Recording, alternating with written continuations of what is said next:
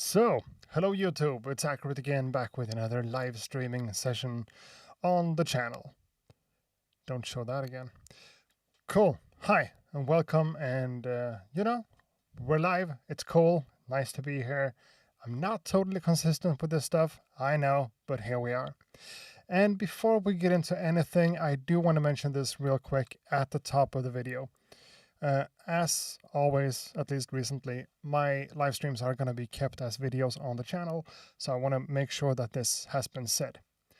I'm bringing the beat reviews back, and I'm still looking for beats to review or just play for you guys. And maybe talk a little bit about them, breaking some stuff down and whatever. And as you saw in this pre-stream screen, send me your beats at accuratebeatreview@gmail.com. Whatever kind of music you want to make, send me that you've made. Send whatever my way. accuratebeatreview@gmail.com. If they contain like super obvious samples, that's gonna put me in some trouble. If you've already released the music and you have the licensing registered and everything like that, I'm gonna get a copyright strike from you or from the license holder through the service, whatever. Please don't give me that type of headache. If it could be avoided, I would appreciate that. Other than that, send me anything at accuratebeatreview@gmail.com for a future beat review version of the live stream. I'm not gonna make edited videos about that. I just have this space on the internet and I want to make the most out of it and somehow try to just share that space with some of you guys. So a lot of you guys, most of you are musicians and producers, beat makers and whatever yourselves. Take the stuff you've done and send it my way, and I'm going to play it on a live stream and talk a little bit about it and all that stuff. It's a cool thing. So, we've said all that. I've made it clear that, you're more than willing to send beats my way to be featured in a future episode of You've Already Heard the Entire Explanation. That's cool. So, now let's focus on stuff. Here we are. Live streaming, YouTube, super cool. I am gonna look into a way to dual stream this, both on YouTube and on Twitch. For now, we're doing it on YouTube because that's where I have a little bit of an audience and I think it's cool. Hey guys, some people are watching and writing in the chat room. I love to see it. You know what? I actually thought about one thing before starting this stream that I normally don't think about at all. Normally I ask you guys to shout out your place and tell me where you're from because it's cool to know where people are from. But I think I have my my thoughts and views about that already. I think I know kind of where you guys are. So instead, we're talking about beats and beat making and producing and stuff.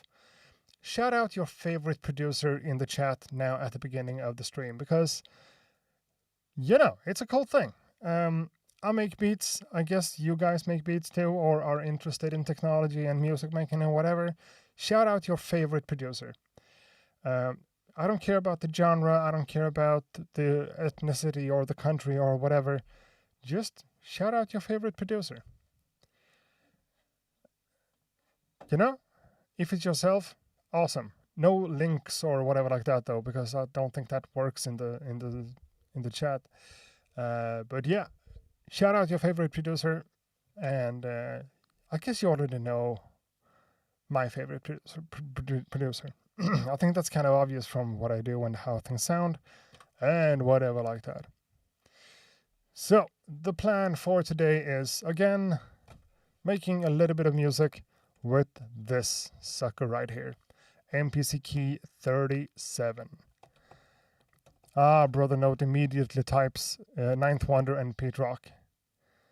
Some other one says Proletter. I don't know that one. John Wayne. Yeah, of course, we gotta get John Wayne a little bit of love too because he's a great producer. He's awesome at what he does. And he also has this great YouTube channel. Yeah, Dilla is getting shout out. Dilla is getting mentioned as he should whenever people make any type of list about favorite producers or just one. Uh, for sure. Someone said accurate. I hope that's not like putting me on the list. I don't deserve it.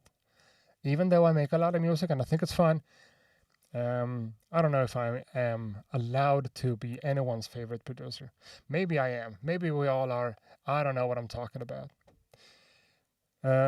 Give me some more names in the chat room. Come on. Baldson. Boom Bap Art is another great producer too. Yeah, that's another Swedish guy who at least used to have a channel. I don't know if he still makes videos. But we were in touch for a little while. And he's cool. He's good. Yeah.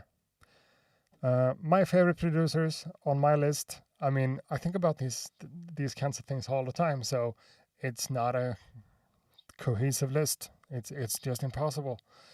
But for sure, if you've watched me before or heard what I do, DJ Premier is obviously one of my favorite producers of all time, and I'm not ashamed of that at all. He is the GOAT of beat making in my way of thinking about it. Sure, Ninth Wonder was mentioned here too. Ninth Wonder is also one of those guys that I have right at the top of my list. Pete Rock, of course. I always try to mention Q-Tip whenever people are talking about favorite producers because I think he's worth mentioning like that. Kanye West too, in his own little way, at least the first couple of albums, for sure.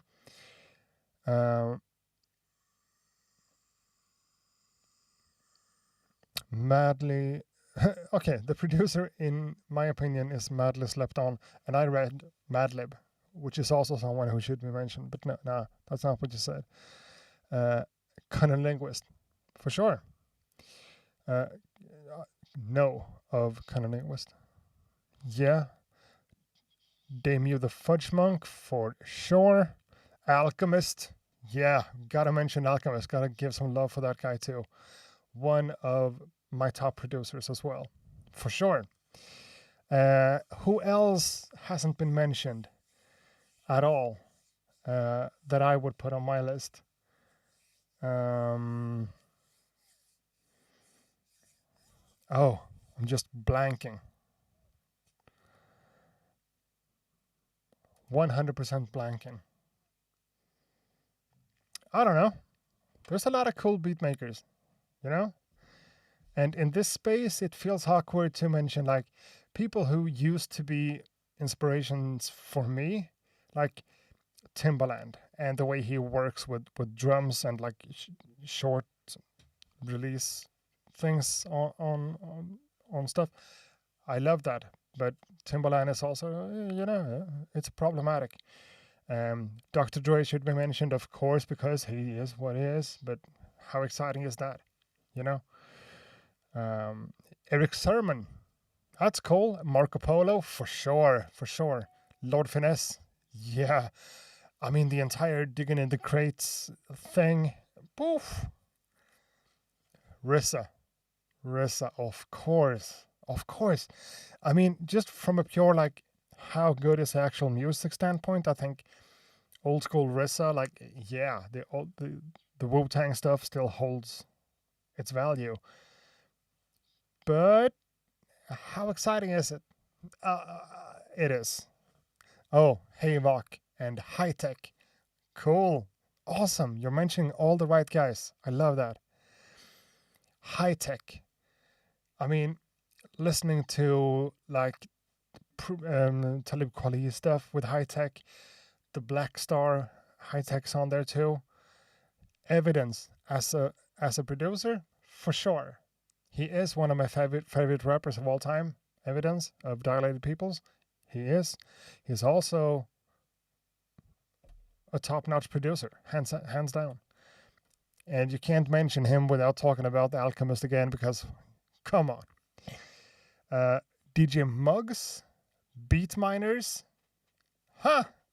There's a lot of great stuff in there. A lot of old school stuff, for sure. But I guess that's my audience too. You guys are finding my channel, and DJ Battlecat. High Tech is really nice. Yeah, he is.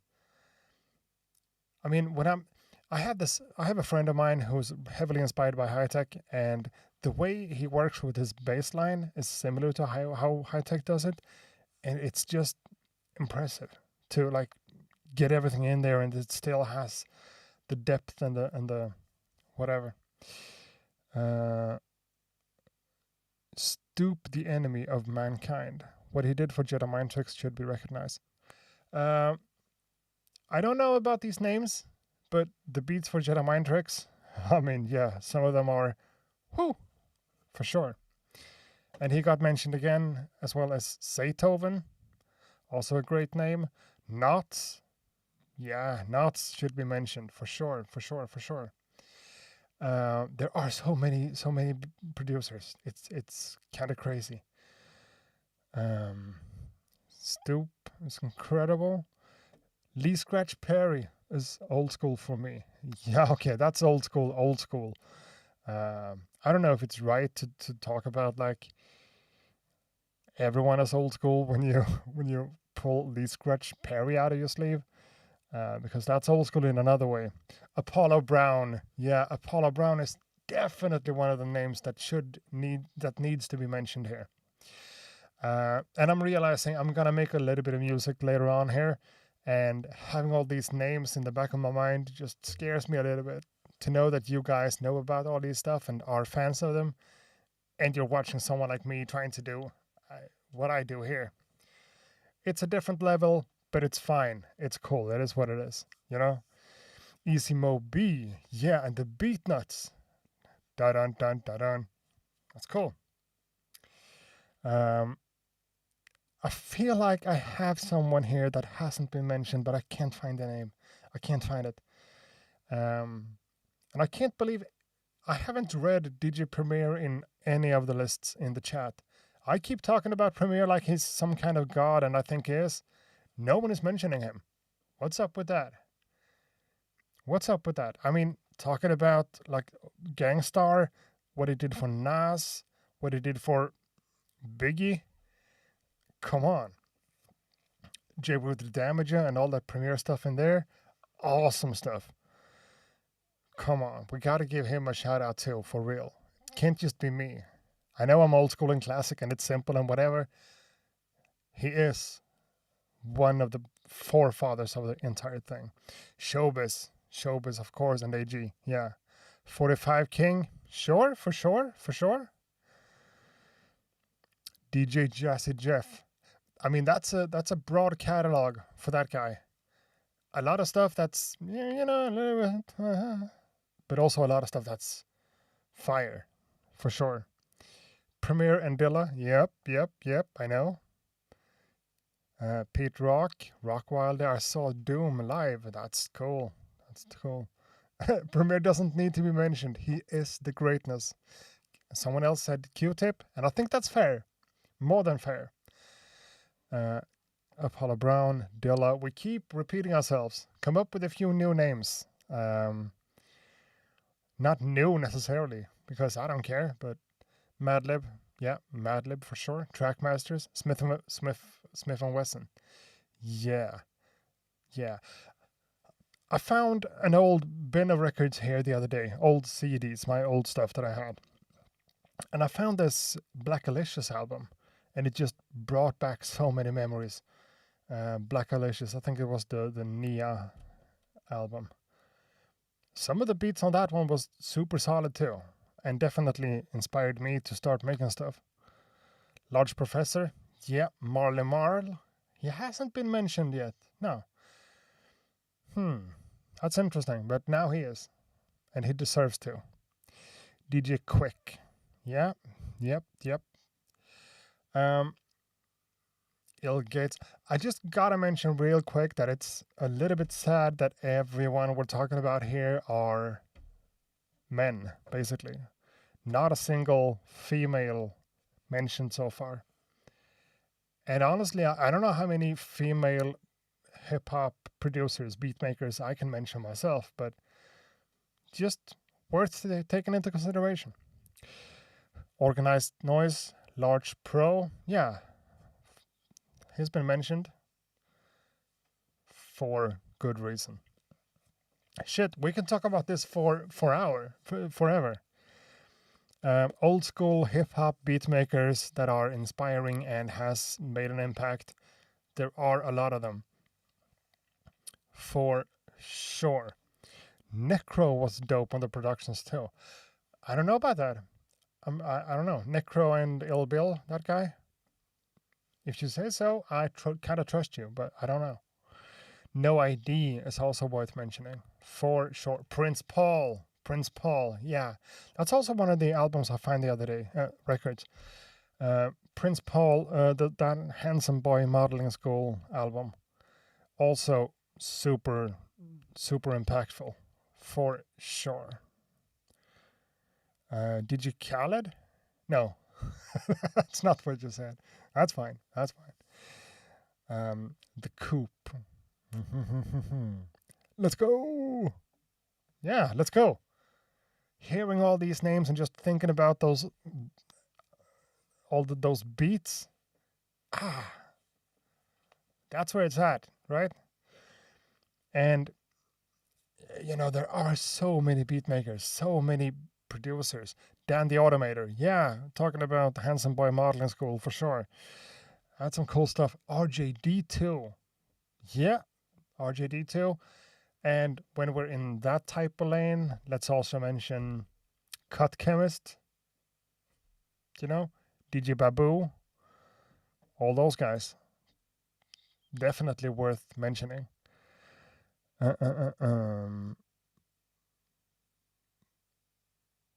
De La Soul, yeah. Stakes is High. Yeah, I had this weird relationship with the Love Movement album. For some reason, just loved it. Back in the day. That's not De La Soul though. That's A Tribe Called Quest. My bad. A Tribe Called Quest. There's so much stuff. Danger. Static Selector. Static Selector is also one of those guys. He rarely gets mentioned in these kinds of discussions, but I definitely think he deserves it. Some of those, I guess, younger, considering what we're talking about, guys that are still like super true to the boom bap type of hip hop stuff, Ninth Wonder, Static Selector, people like that, they deserve to be mentioned for sure. It's easy to just talk about Premier and those guys, but there's also another age group. I can't find the word. MF Doom. Yep. DJ Green Lantern. Okay, cool. Buck Down by Smith & Wesson. Yeah. A lot of greats, that's for sure. Yeah, for sure. Again, Marco Polo and also Knowledge. Yeah, now we're in like the more modern territory, and I love that. That whole LA beat scene with Knowledge and those guys. DiBiase too, for sure. Just some amazing stuff comes out of those guys. 100%. I don't know. It feels a little bit dirty, a little bit filthy, a little bit gross of me to jump straight into trying to make something here when we have mentioned all those people, but that's also what I want to do, I just want to make a little bit of music, just chop some samples up and get some stuff going. We do have the MPC Key 37 right here. We also have Arturias Mini Freak and my computer keyboard. Now, we also have a lot of stuff over here and a lot of stuff over here. The studio is not going to change much, but I'm going to make a few upgrades in here and clean the place up because it really needs to be cleaned up. Cables for days all over the place. Marlo Diggs is also getting mentioned, of course. No, Marlo Diggs is boring. What are you saying? No. We all gotta have a lot of love for Marlo Diggs. He's great. So great. Madlib, Exile, Custmaster Kurt, Apollo. Yeah. now we're repeating ourselves. Rick Rubin.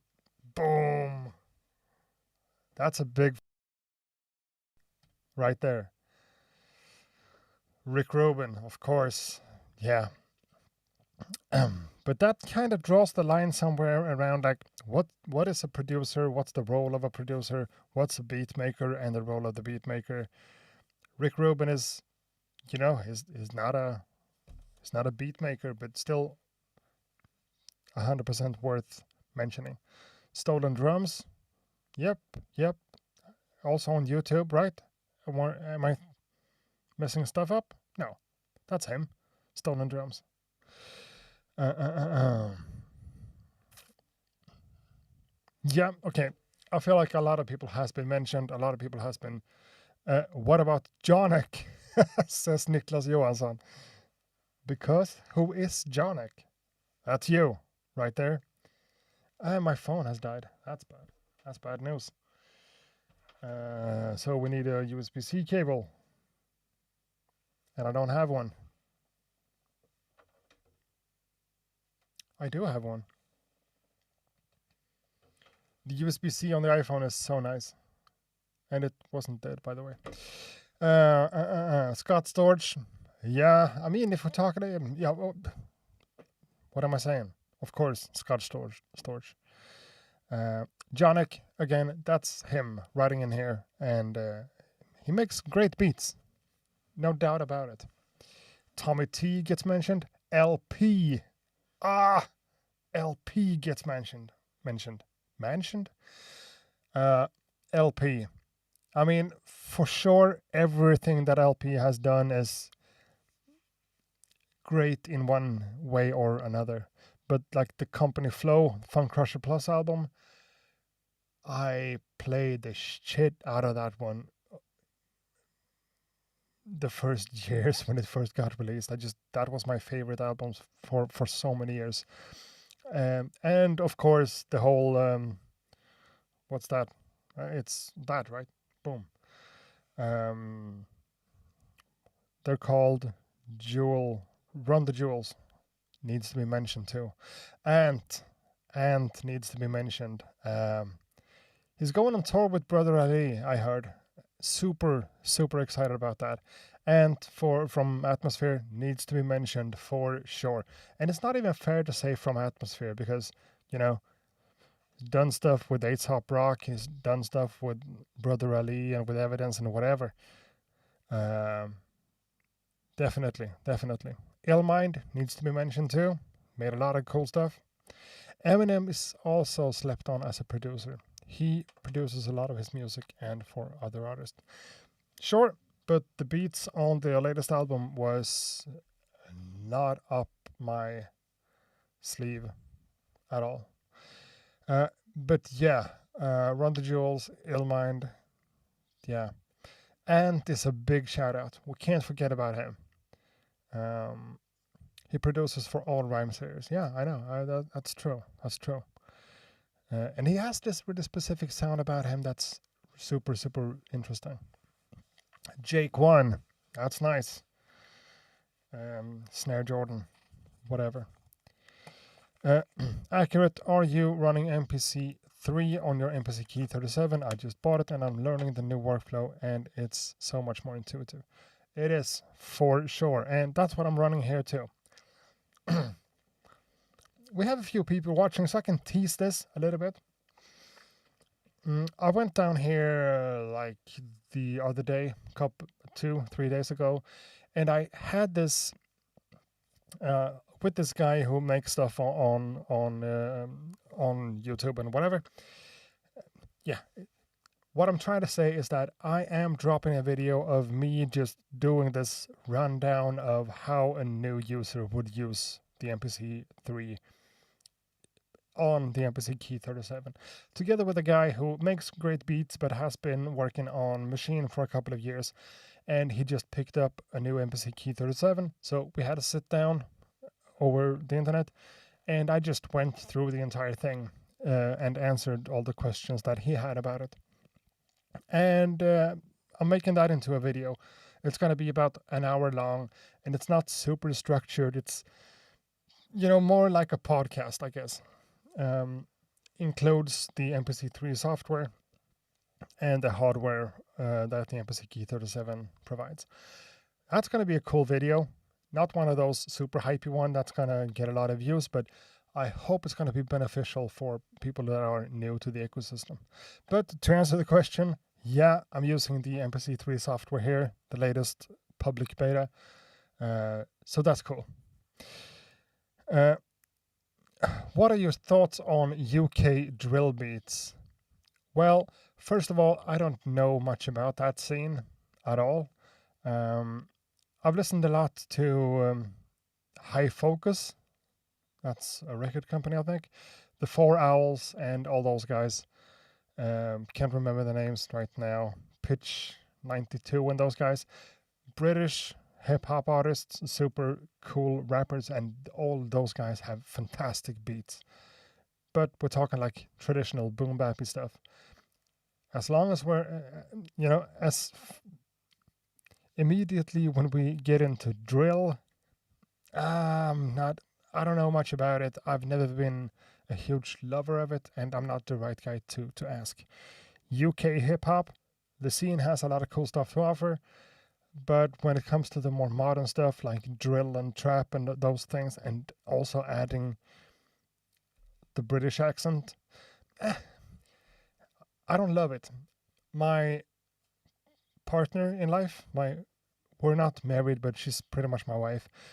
She loves it a lot. So I keep hearing a lot of Stormzy and a lot of stuff like that, and I kind of get it, but I wouldn't listen to it myself. It's a little bit too much somehow.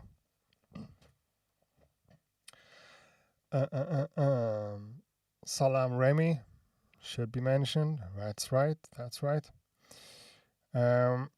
So, yeah. I think we're at that time. I think we're at the point where I need to focus, turn all my focus down here to the MPC Key 37 with the MPC3 update. The public beta version is installed in here. We have access to everything that it has to offer, good and bad. I am a huge fan of the arranger. I am. I've never been a massive user of the song mode because I never incorporated that stuff into my workflow for some reason. I've used it, but I haven't been one of those heavy users of the song mode.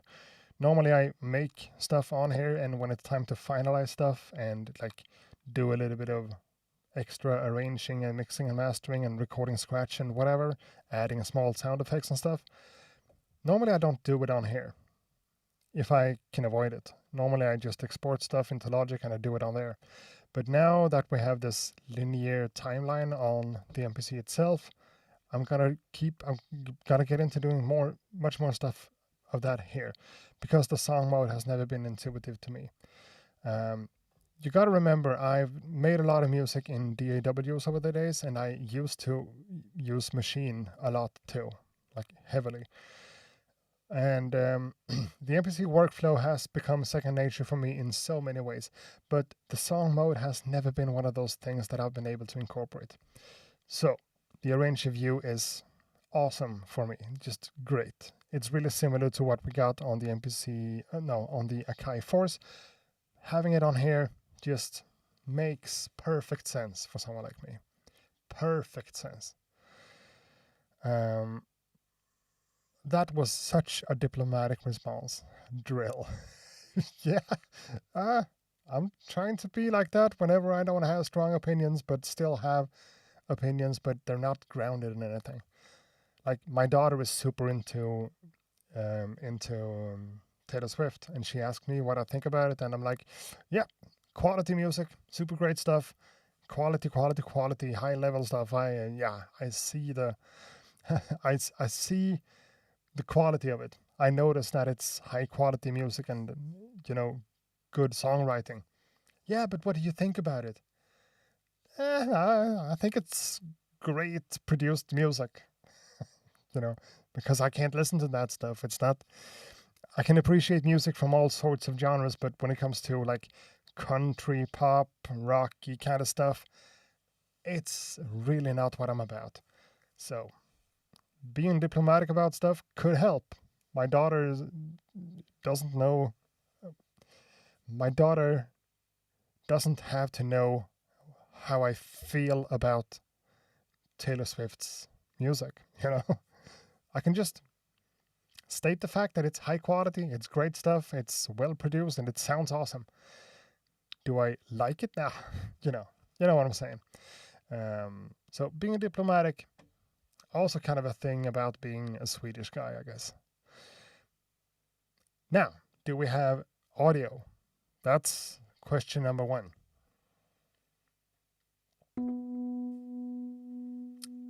That's a note.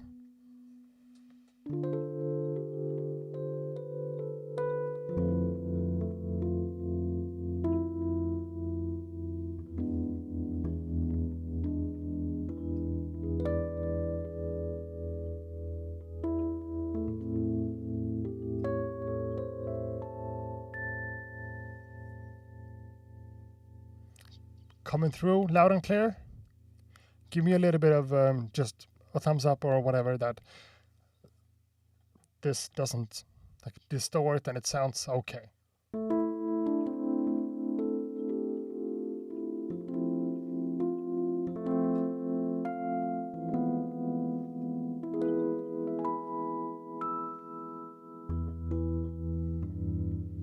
Cool. Akai turned the NPCs into an Open Labs Myco. Oh, that's also Timbaland, wasn't it? I think it was. Like a standalone, kind of like an arranger keyboard with all sorts of things. And the NPC nowadays with the NPC 3 update, it's not far from it. I totally understand what you're saying.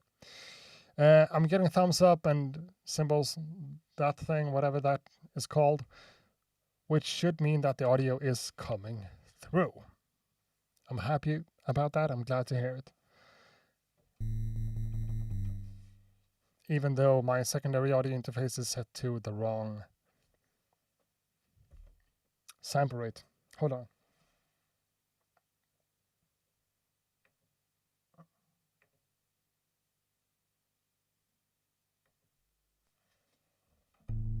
That's better. Cool. Someone says, I am a machine user and rumors has it a new version of the machine might come out soon. Whether it's the 4K the MK4, machine MK4 that is, or something else, only time will tell. Well, who knows? Who knows? My opinion about all that stuff is that I think it would be a great move from Native Instruments to do something substantial with the machine platform. A lot of us had our doubts and thoughts about it when the new control keyboards came out, and they're not super compatible with machine whatsoever. That's a red light. That's a red flag, for sure. If they bring out another MK4 version of the hardware, or they just make something crazy in terms of updates, no one would love that more than me. I would totally love it, and I think it's the right way to go for them. Just do something. They have this machine platform that so many people have loved so deeply for so long. You can't just let it slip and just not do anything. It's been years by now. So something needs to happen, and I would love to see something cool happening. Timbaland had a special edition version. You are correct. Thank you. Sometimes this old brain of mine actually picks up on old memories and connects the dots in a way that pretty much makes sense. That's cool. Love that. I can't remember how that Miko keyboard, there were 2 of them, I think, how they looked and but I just know that I really, really wanted one of those. For some reason. I don't even know why anymore. But now we have these things. The MPCs, the MPC3. We have synths. We have analog, digital, we have drum machines. And I recently, just a couple of days ago, I got the synth drum Deluge. I do have an issue saying the word of that product because Deluge, Deluge, Deluge, I don't know how to say it. It's a cool device for sure. It's different. It's a sampler and it's a groove box, and you can do pretty much whatever. And the workflow of it is super unique and brings something new to the table. I'm gonna cover it in a video too, even though it's years old by now. It's a really cool thing. We have that one, we have these ones, we have sample libraries for days, and we have stem separation and all crazy things that we couldn't even dream about 5-10 years ago.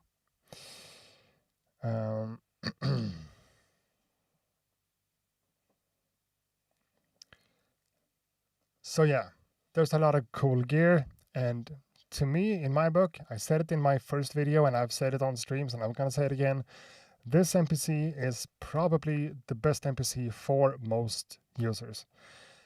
For most users. I mean, the price point and the functionality and the overall everything about it, especially with MPC 3 software, the latest firmware. It's just crazy how much stuff you're getting for the money. Compare that to something like a high-end analog or digital synth or whatever. I mean, having a full-blown workstation, pretty much a DAW in a box, or as close as we're getting to it at this point, for whatever this one costs, to me, it's just kind of crazy. But I've said it so many times and whatever, and people think sometimes that I work for a guy, which I don't. I'm just a freaking YouTuber in a home studio, in a basement, in a small house in Sweden. You know, I'm entitled to have opinions. My opinion is that the MPC platform is great, and this one, even though I pretty much hate the color of it. Why is it red? I don't get it. When it comes to the functionality and the price point and all the stuff that we're getting in MPC 3, it's as good as it gets. Do you remember the beat thing? LOL. It wanted to complete with the MPC. Those were the days. Yeah. Way before I made YouTube videos myself, I sat there when Sonic State was covering some kind of trade show or whatever, and they talked about the beat thing, and this guy made a demo of it, and it sounded like absolute garbage. And, at that point, I just wanted my hands on every single piece of music equipment there was, because I didn't have much, and I couldn't afford it and whatever. But even at that point, the beat thing was like, yeah, that one's not for me. I totally saw through it from day one. It looks kind of crazy, and sure, you can produce music on it and it's whatever, but yeah, I just didn't feel it, and I haven't ever felt it, and time has proven me right. The beat thing did not become the big thing, for sure, but I do remember it. Okay, here's an actual question about my beat reviews. That's going to become a thing again. Just one final question, if I may. When I send my music for you to review, must it be hip-hop only, or can it be any genre? I make film scores and orchestral music like Hans Zimmer and them. Yeah. I'm from Sweden. That I am. The question here, though, no, it definitely doesn't have to be hip-hop. I am, honestly, a little bit narrow-minded when it comes to music. So if you were to send me, like, punk rock or whatever, I would be honest, and I would say that I don't like it, because it's generally a genre I have a hard time appreciating. But anything goes, for sure. Send me whatever, because a wide spectra, a wide genre of music is always going to be beneficial. And I'm not going to make edited videos. I'm just going to do it on live streams and just play the music and maybe mentioning what I think about some stuff and whatever. Just sharing the platform in any way, shape, or form, really. And if you make orchestral music and you're mentioning Hans Zimmer as one of your inspirations, for sure, send the stuff my way. If you would allow me to sample some of the stuff later on, would also be cool. But for sure, send anything my way. I'm gonna type in the chat accurate beat review at gmail.com. Accurate beat review at no, I forgot the snabel a, as we call it in Swedish. Snabel a. That's the at symbol. That's today's Swedish word. Snabel a. Snabel as the trout of an elephant. Trout? Is that the word? The thing on an elephant at the nose. I think it's called trout. Trout A. Snabel A. That's the at symbol in Swedish. It's a crazy language, I know. Considering getting a Roland P6 sampler as a first groove box. Maybe I should spend more on the 101. You're asking the wrong guy. I don't have access to the P6. I don't. I never got to try it out and I haven't touched it. I've seen a few videos. As far as I know right now, the MC101 is really powerful. The P6, maybe not so much. The MC101, I don't have that one either. But it feels like the better choice. I'm not sure about the prices there, what the difference is, but you know. We had a punk rock festival in Malmö. Yeah. I mean, I can appreciate, again, I'm an older white guy, so I can appreciate some of, I don't know, Beastie Boys, punk rocky stuff. Sometimes Rage Against the Machine if I'm really that way. Or Swedish old punk rock. Some of it is kind of cool. With a lot of politics and stuff, because I am a little bit like that. But in terms of music, I'm not a big fan of punk rock. But whatever, send it my way, and I'm gonna be honest about it. But yeah, part of me feels like maybe it's time to chop it up. The whole conversation about favorite beat makers. That was not my worst idea ever. I loved that. I totally did. Now, I found a sample on my SD card that I feel like could become something. Is Henrik Larsson the greatest Swede? The greatest ever Swede? Yeah, he's a soccer player. I don't know anything about soccer. I don't care. Henrik Larsson is probably a guy. That's probably nice to some people. I don't know.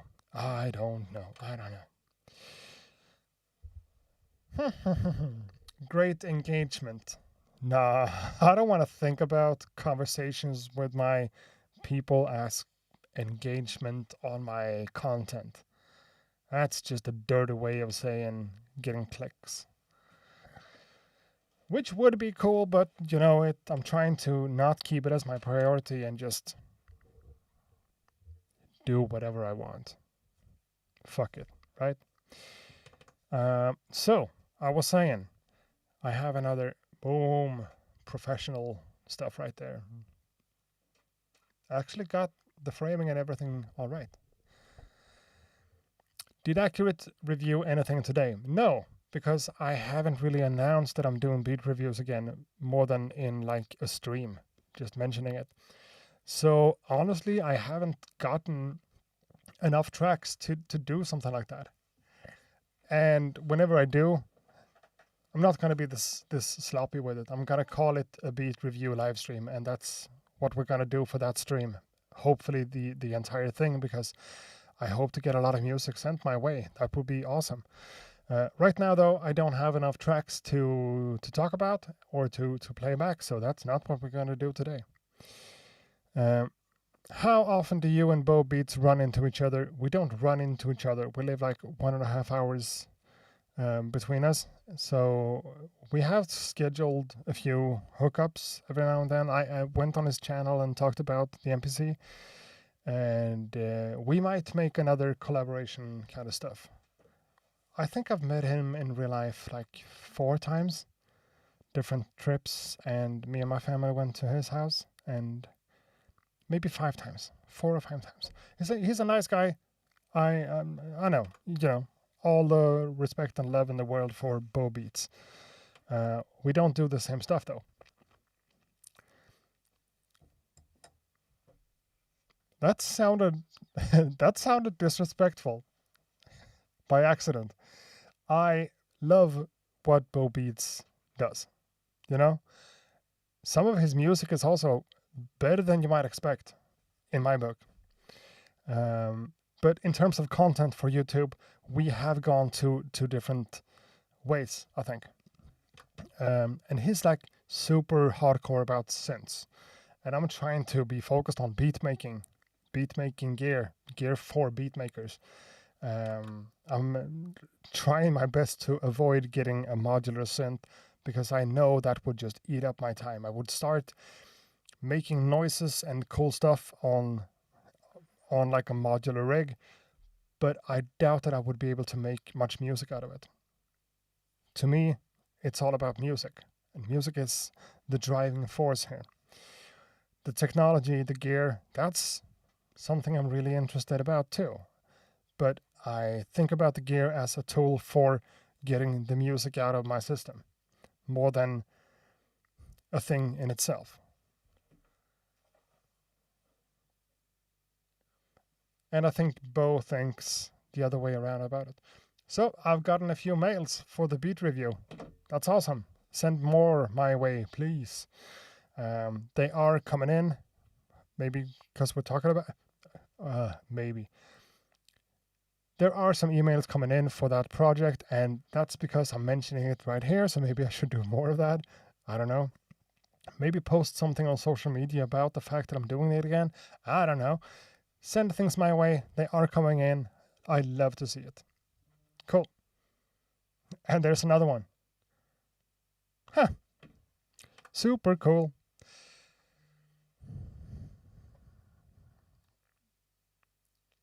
Yeah, his stuff is better than I expect. Just digging the grave. Yeah, I know that wasn't nice of me to say.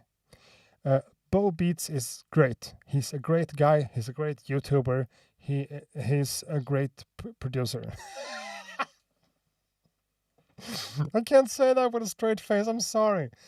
Some of his stuff is cool and good, and he uses drums in a way that I really like sometimes. But also some of his stuff is not really up my lane, and the stuff I do is, I guess, the same for him, and that's fine. Everyone doesn't have to love everything that someone else is doing, and it's fine. I like him. We are pretty much friends, and we talk on the phone and whatever. I'm not disrespecting Bo Beats. I'm not. I like him. I enjoy him. I think he is great. Some of his music is also good. That's what I think, honestly.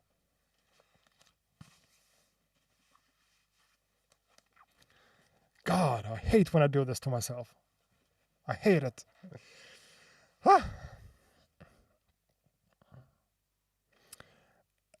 Artisans had something that I'm not gonna say because it puts Bo in a bad.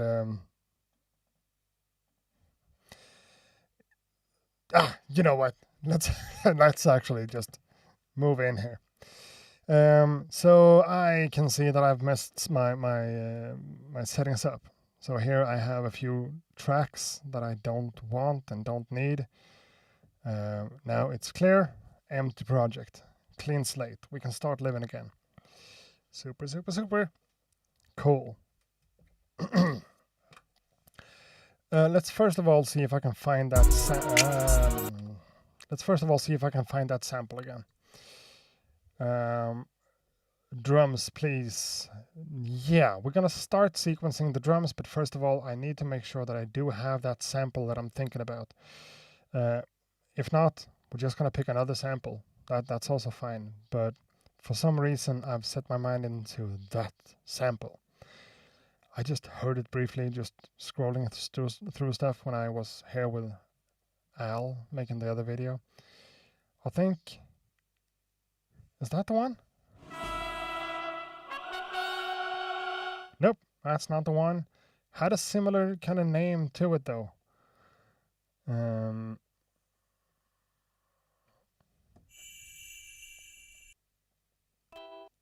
No. So, just so you know, this is where we're gonna see a big drop off in terms of viewers, because I'm just scrolling through stuff. And that's fine. I'm just saying, I know what's gonna happen. I'm predicting the future. I'm magic that way. Magical, I think. So, the sample had like a Y in it and a C. Can I do that? I can't just. You know what? I think I have it on another project. I just loaded it up to remember it. Let's go internal. Let's go. Huh? Places. Internal. Projects.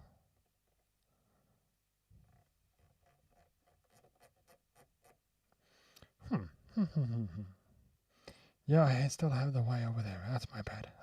Take it away. Take it out. Take it out. We don't want it. We don't need it. Samples, sequences, programs, tracks, progressions, expansions, projects. And we need to sort it like that. Yeah, doing this just to find the same sample. Let's switch to that one. The Swedish rapper Chords, the garden around the mansion. Yeah, Chords. He's called Måns. Awesome. The stuff you're pointing out, that's an older album of his. Super, super great stuff. He's also friends with Timbuktu, that I'm not so sure about. H-I-Z. Okay. H-I-Z. I'm gonna write it there. H-I-Z. Something, it starts like that. New project, boom. Let's do it again.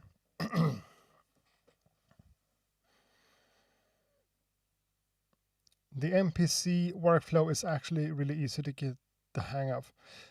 I don't know if I agree.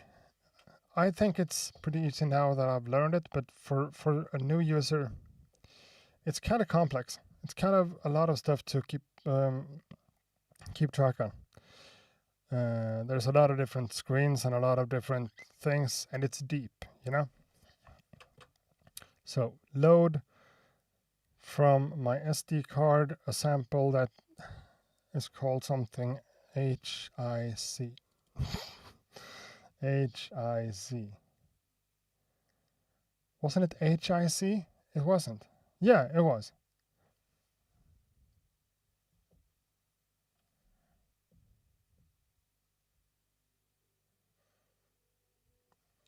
Let's just load it to pool and see what it sounds like. Dum dum dum dum dum dum. Gotta make some beats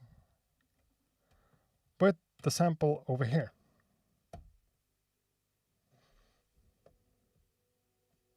And of course it's silent at the beginning.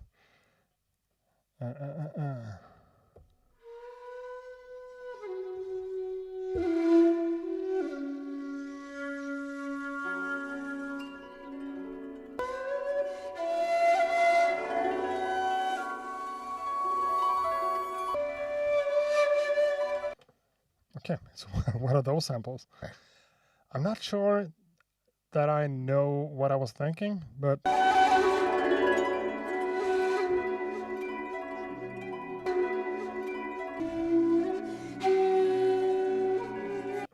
and I have a fly in the studio. A small little housefly. Now it's right there. A fly is okay. I can live with having a fly in here.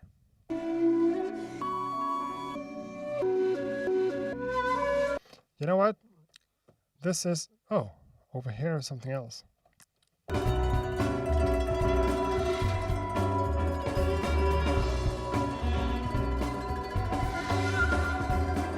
Okay, it becomes one of those things, but we have this long section that's an intro, I guess. So instead of trying to find a lot of chopping points here right off the bat, because it's a long sample, there are a few different ways to think about this. I'm thirsty and I don't have any water. Gah. Japanese music has a different scale from Western scales. Yeah, this could be a challenge. Let's just take the opportunity to make a fool of ourselves if that's necessary. Whatever. What I'm trying to say here is that instead of going through it and chopping samples manually like that, I'm gonna get myself some kind of starting point. Chop this in regions.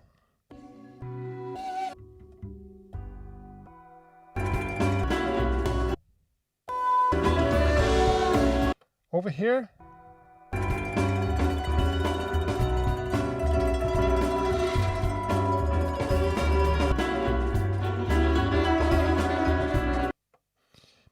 sounds like one of the samples that we also tried briefly during the 5 weeks of beats. For real? That could be true. That could be true.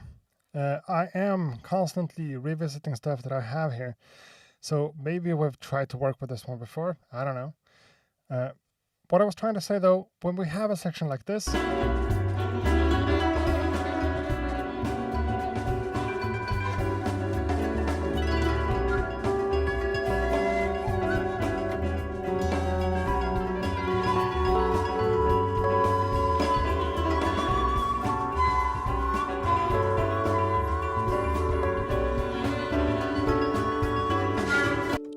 sure, it's Japanese, but it's not as traditional like folk music stuff that it sounds like over here.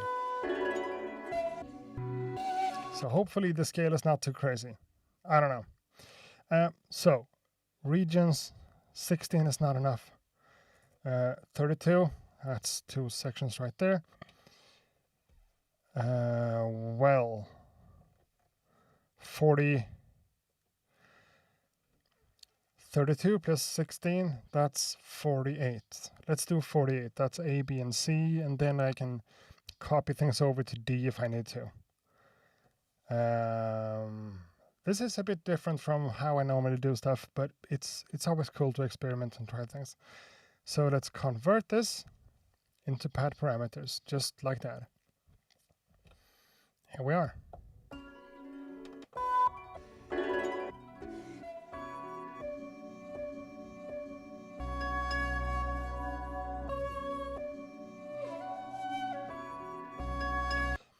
You know, we're not going to care about the tempo. We're not going to care about further down the line. We're going to have to care about the pitch, of course, and try to find scales and whatever. But right now, we're not looking for instrumental, like musical parts that we're going to use as they are. You know, we're basically looking for different chop points. Big, small, whatever. Now I feel like I had just, you know,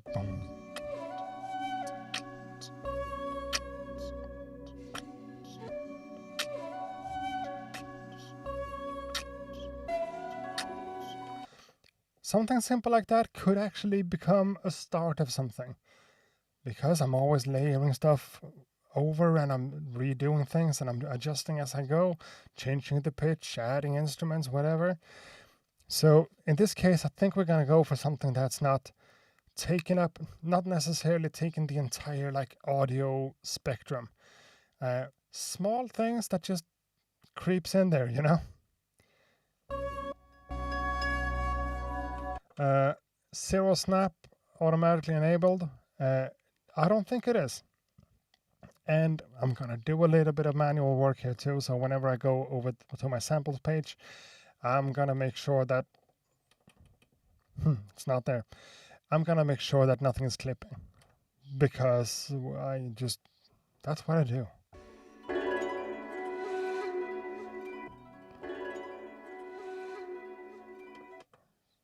That one has potential somehow.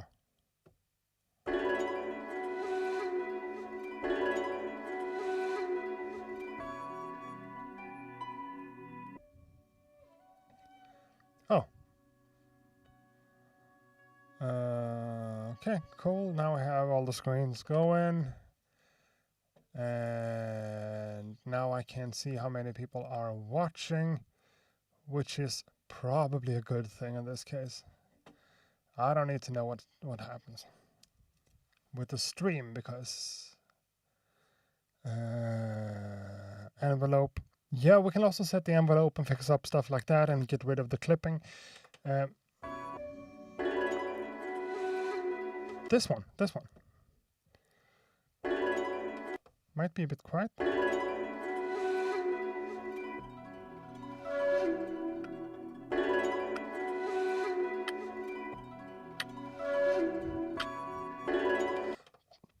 Right now, it feels like anything could work. 68 people watching. On my screen, it says 549. Okay, that's the number over there. Watchers, viewers, right now. 72. Cool.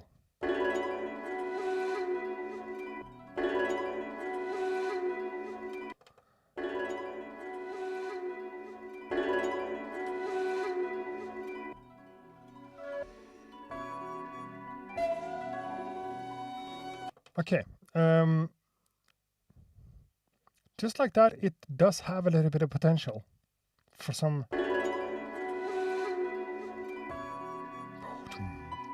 Ah.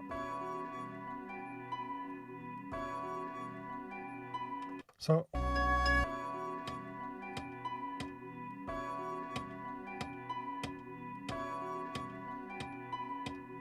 trying to tap the tempo, landed at 90.91.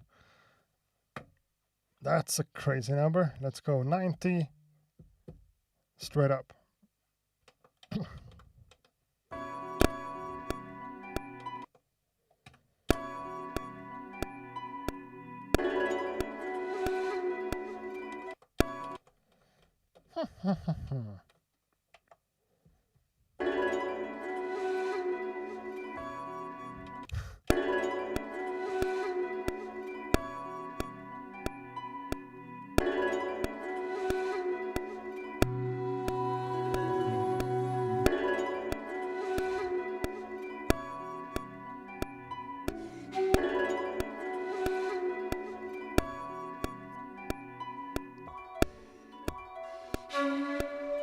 Okay, we want to avoid those big flutes.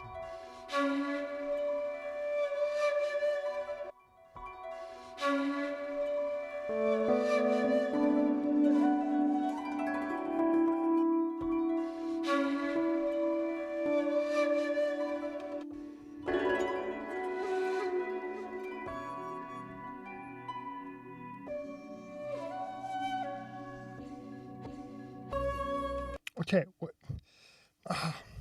how do I want to explain this? I mean,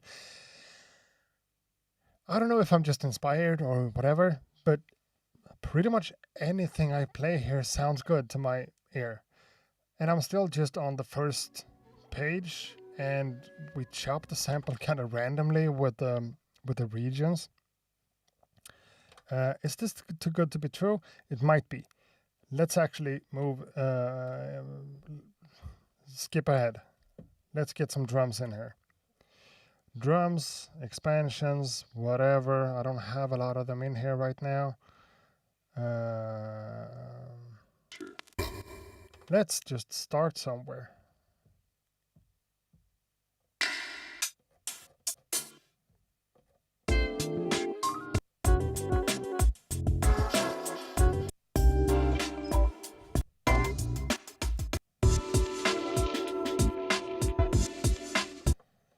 I think I like that snare. No.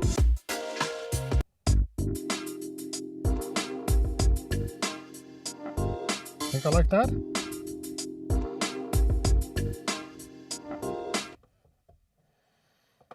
Let's load it up just because. We might end up combining. I might end up just loading my own samples, but sometimes just starting with, you know, pre-built kits like this, and then combining two of them, taking a snare from one and a kick drum from another one. It's not a bad way to start working.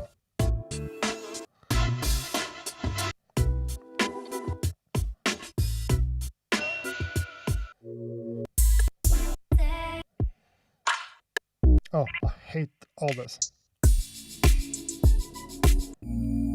Bass, leads, pads. Give us some drums, man.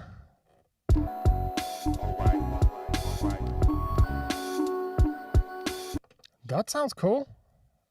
Love the kick drum. Maybe it's the bass line that's tricking me.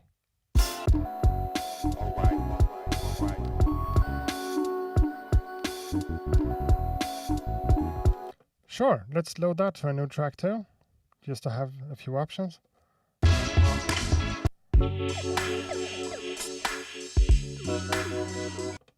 The swing of that one appeals to me. We don't need to think about that though. We need to focus on the sounds. Oh, I made a mistake. Let's load that one too. So now we have all sorts of tracks going.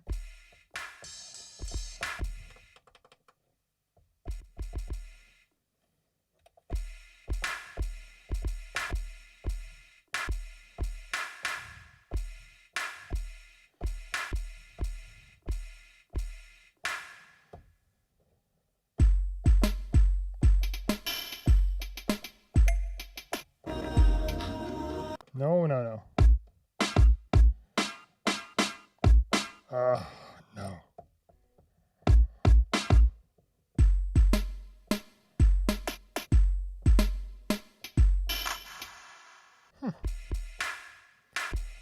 I like that one.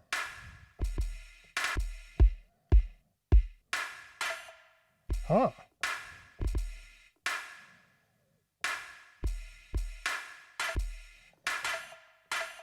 That one's not bad. And that one.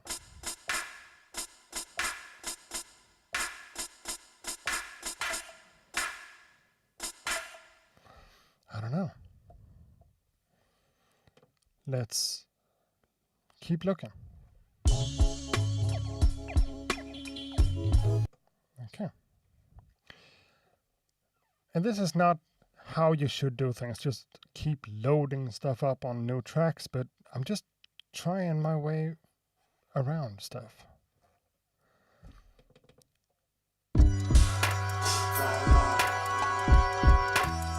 Is that the same one? I don't know anymore.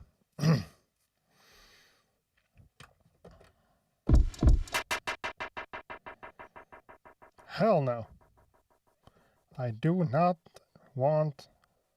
not like that. That's better.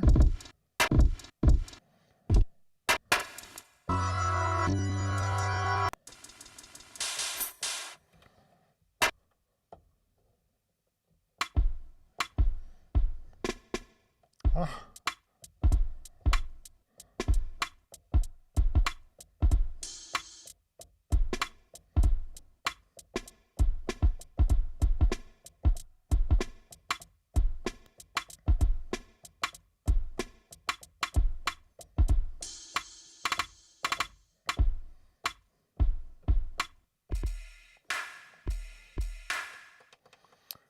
I think we want to do this layer by layer. Or do I just need to think a little bit first? Maybe I do need to think.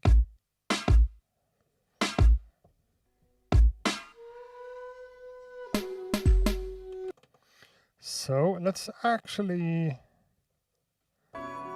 Which one was it? That one.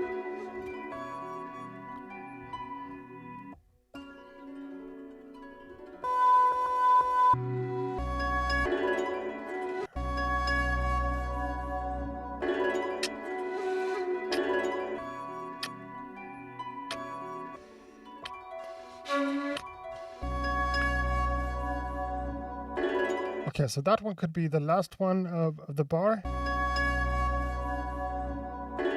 If that's the first one.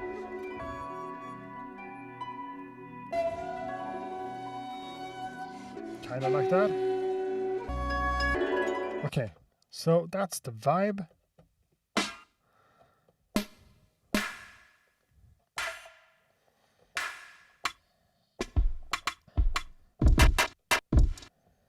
I think I want some smaller drums first.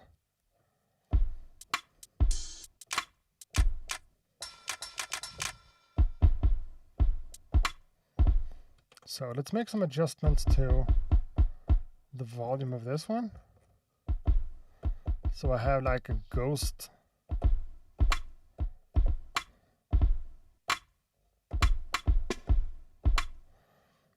I like these. Time correction off.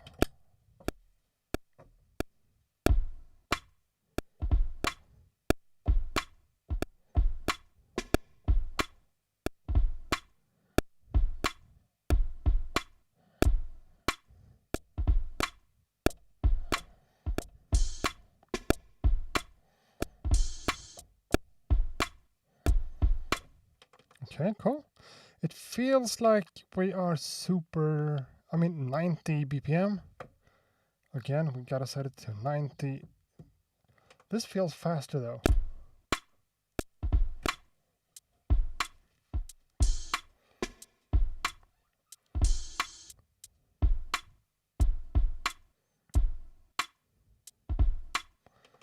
Maybe it's a bit much. Let's do it again.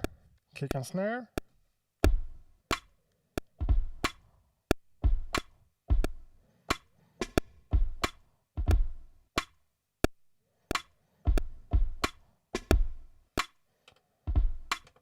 That works.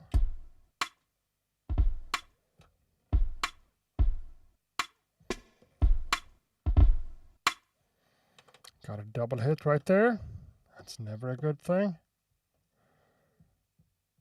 Let's go in. Let's select that one. Duplicate. Yeah, I don't like it, so let's duplicate it. Delete.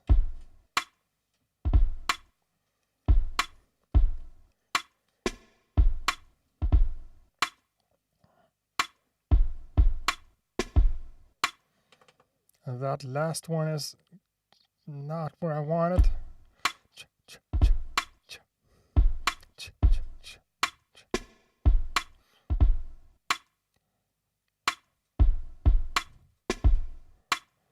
Yeah, that one's a bit loud though.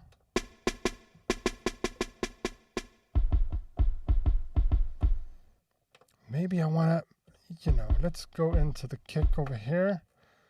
Let's see what happens if we add a filter. In this case, a low pass.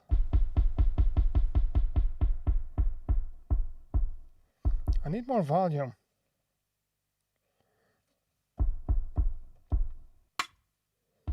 That's better.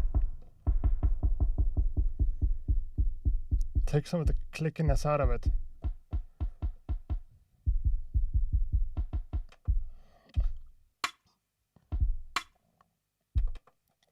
Okay. So the same thing for that one. I could do this in a faster way, but this is more fun.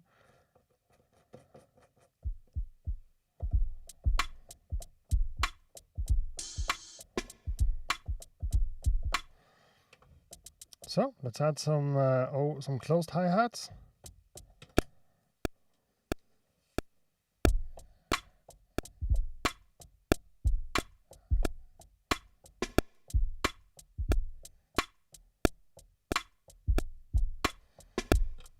Switched up the rhythm in the middle, but you know, that's fine. And also now let's get out of the 16 levels.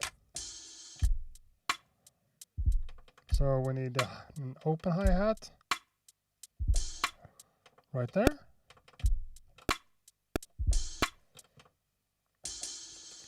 The volume is crazy though.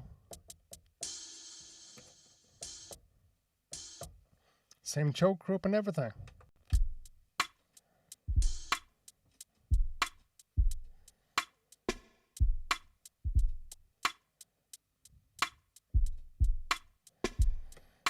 So there's a snare hit that's super off-grid. Maybe not in the best of ways. Boom, click.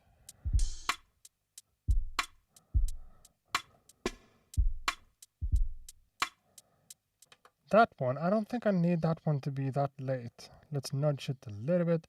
Let's also take the hi-hats a little bit to the right, the snares a little bit to the left.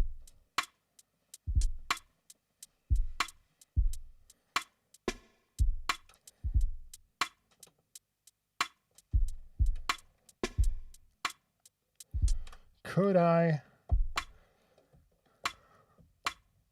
pitch the snare? It's a rim shot, but whatever.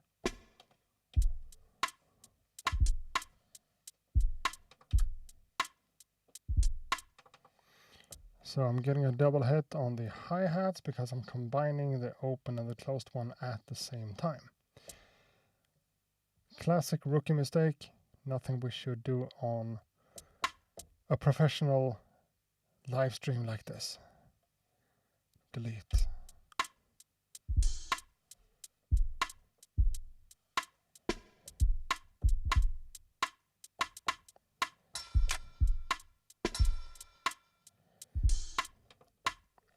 Well, the lower pitch doesn't make anything worse.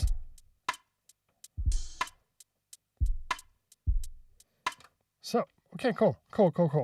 I'm not saying that I'm done with the drums, but these are the drums we have at this point. You know, that's something to be printed on a t-shirt. I'm not saying I'm done with the drums, but these are the drums as they are right now. Wisdom. So we gotta get used to the pitch down rim shot. I'm not sure this is the vibe I'm going for, but we gotta start somewhere, or else nothing is happening. So the sample, let's see if I'm still at the right place.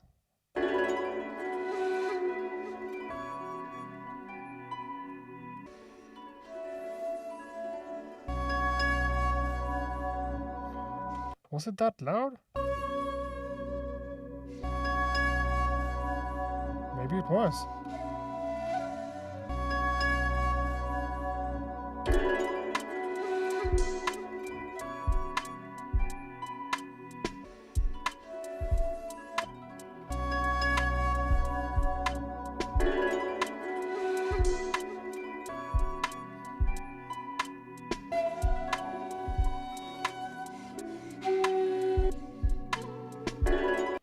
That one's cool too. If we don't let it play for too long.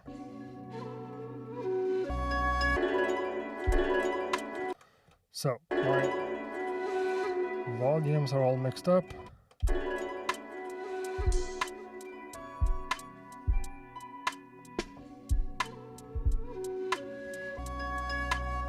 Now.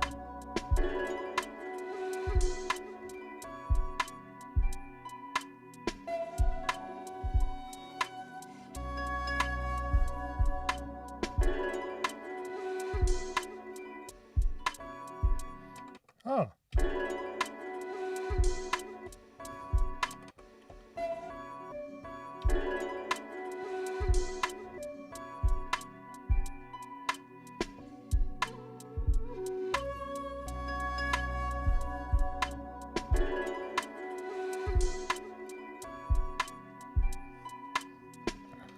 then I need another note there.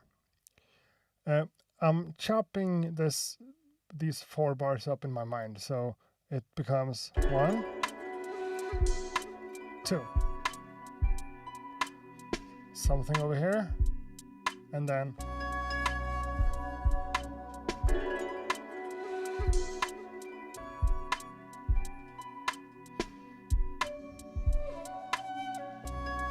could be that one.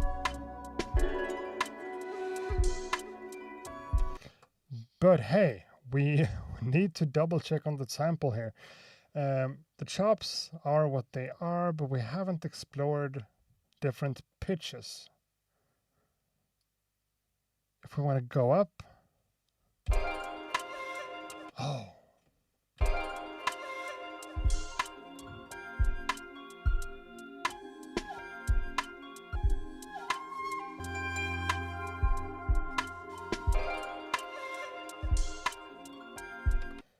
4 down.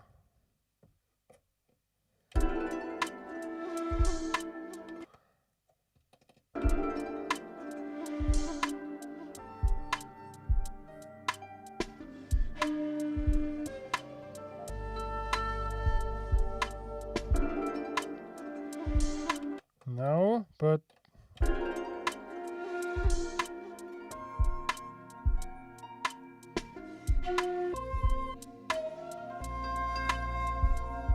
yeah.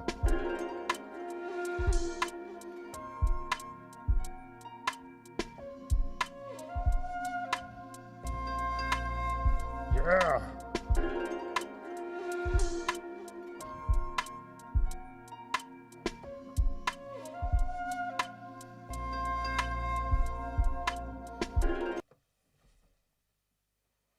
That's a loop, right?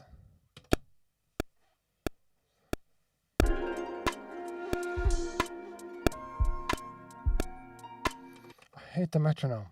I don't want to hear it.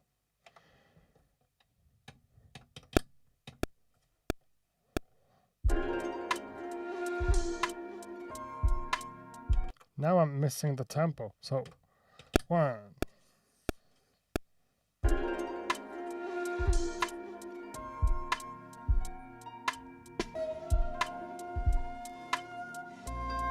Okay, I had another pad before. Was it just? It was.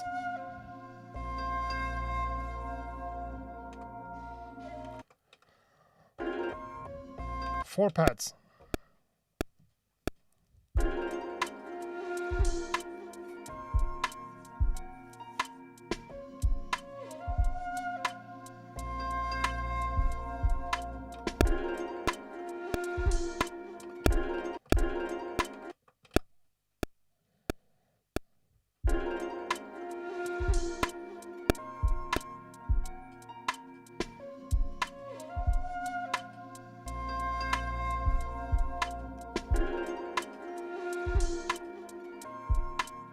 I don't know. Why not? You know?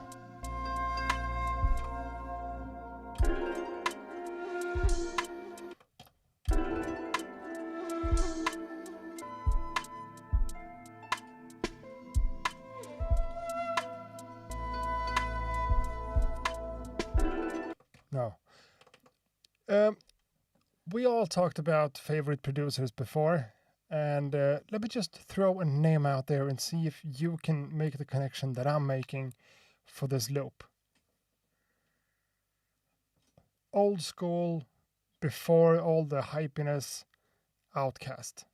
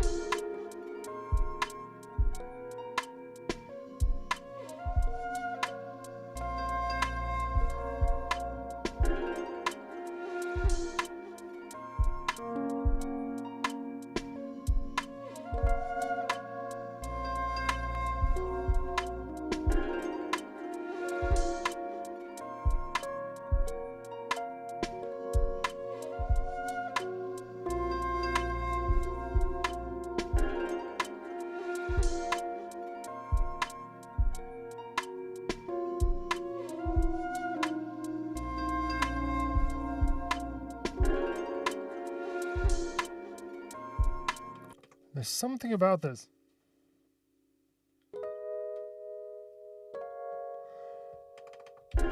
Okay, so the NPC says A sharp minor.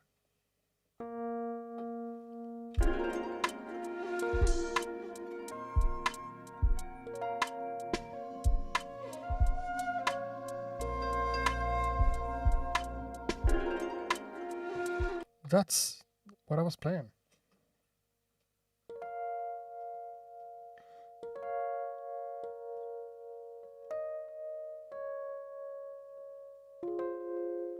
No, that's not it.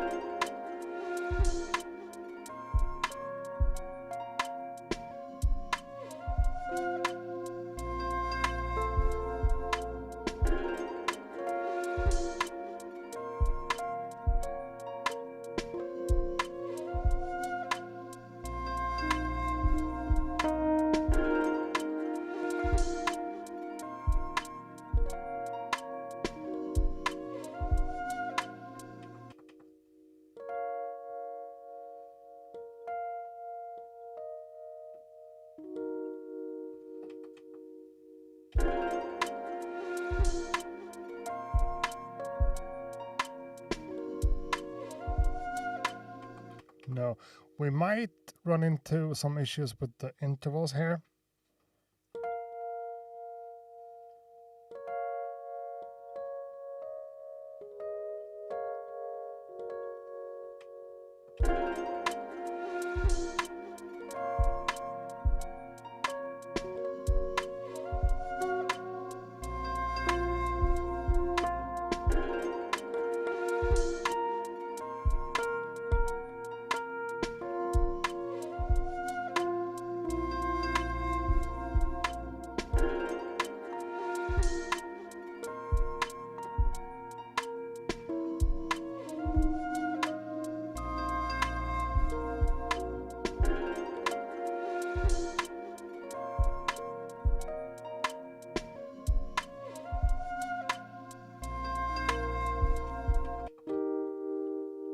No.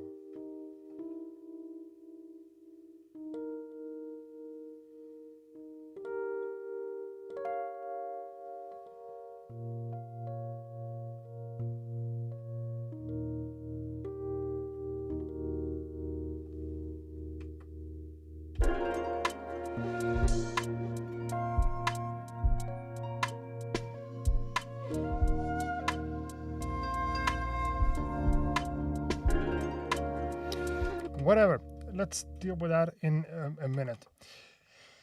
I'm getting stuck at this idea because I kind of like it. It's, you know,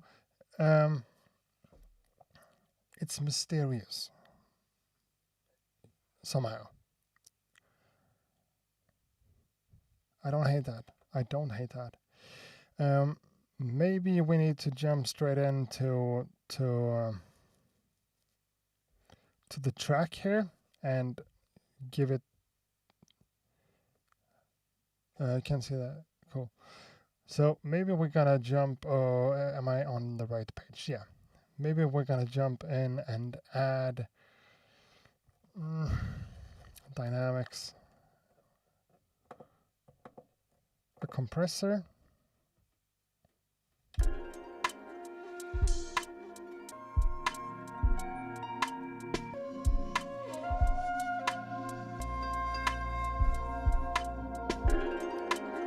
Really big, brings the low frequencies up, which could be cool in half an hour. Right now, I think we need to cut some of the lows.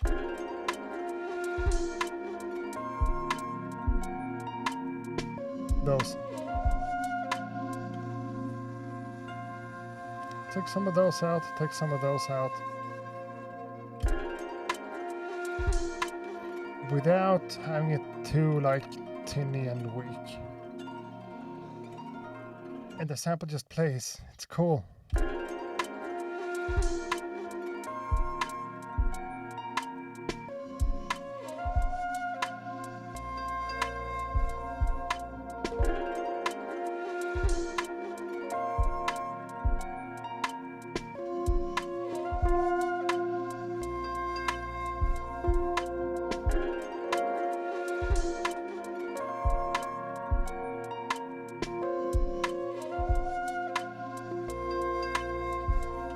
So, okay, let's go there again. Something that could work would be just keep it hanging. I think that's right. And I'm cheating. I'm doing this 3-note chord first. And then, what was I doing?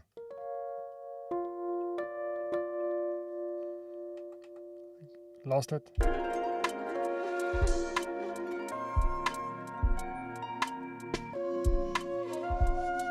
That. A 2-note chord. No, come on, what's that? It's the same chord.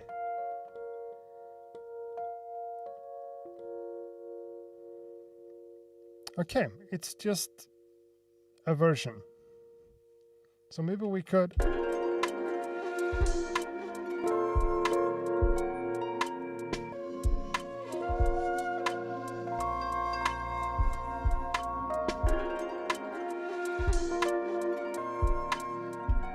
Slow down.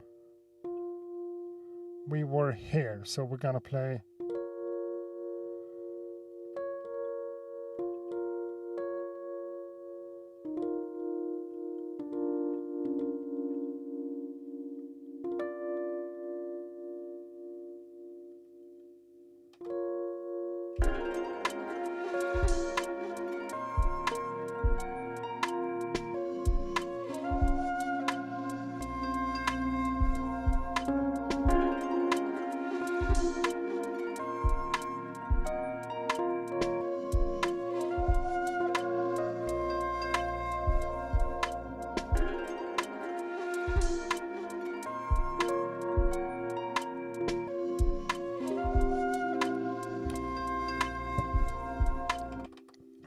So I'm getting ideas, and that's always the first step for everything.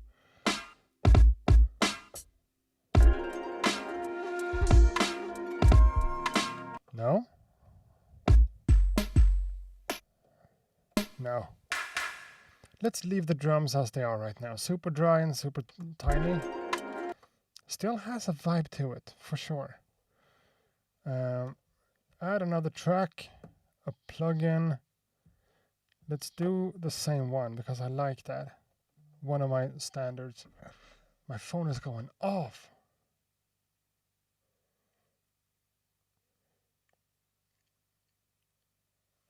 That's Instagram.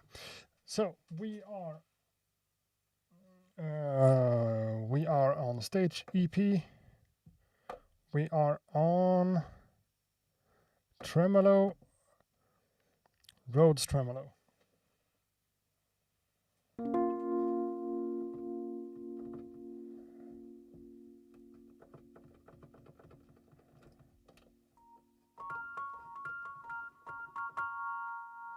A lot of sustain, a lot of release.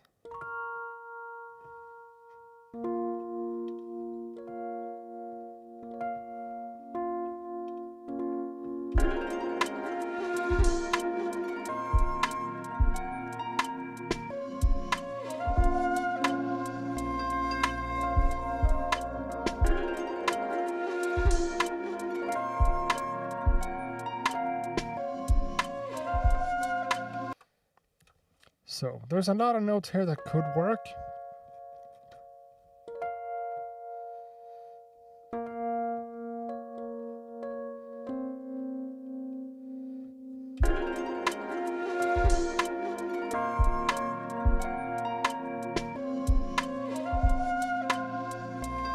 So the C is in there.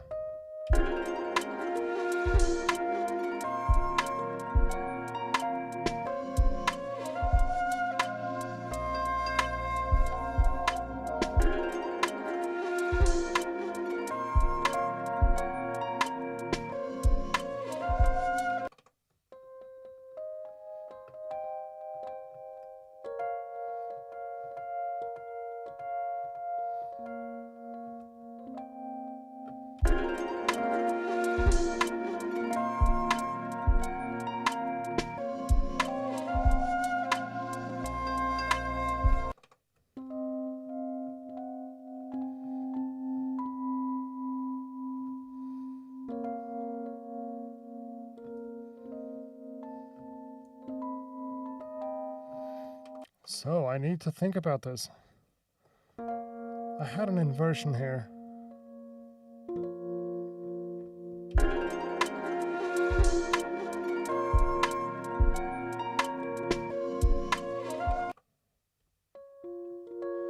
That feels easier to listen to.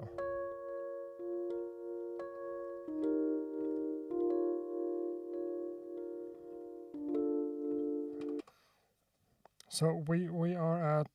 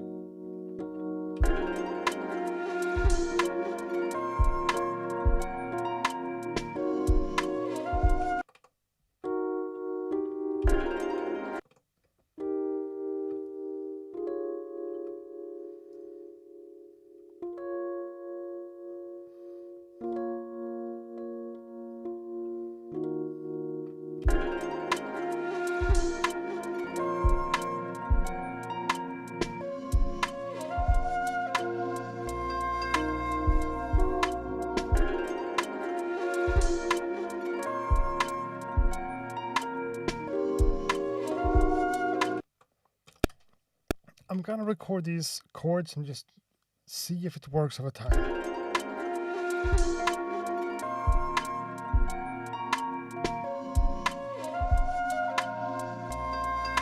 I think it kind of does.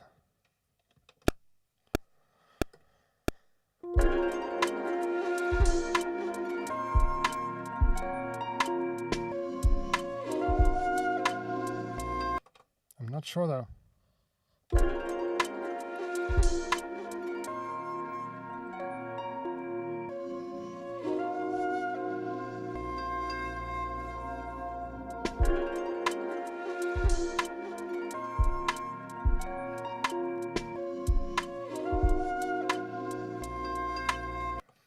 I mean, we don't need all those notes, but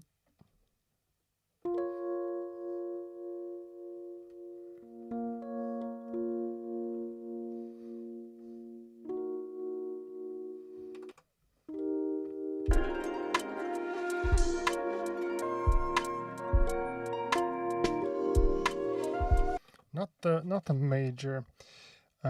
So we have this inversion. I have problems with inversions sometimes. Hold on. So that's an A sharp minor. Let's just keep it. Sounds just as good.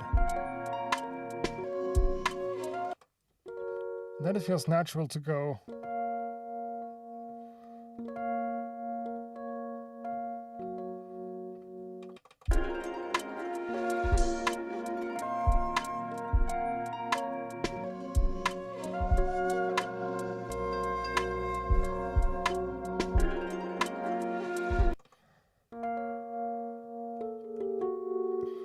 Four half steps down to major.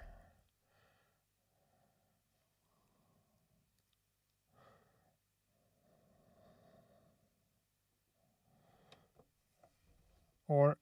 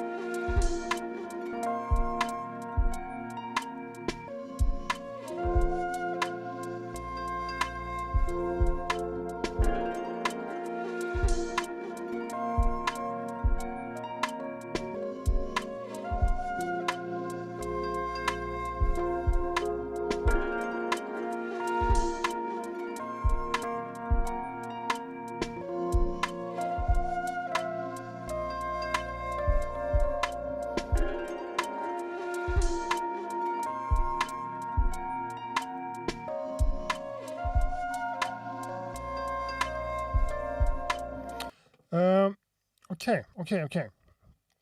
We just need to think. If we're going from here,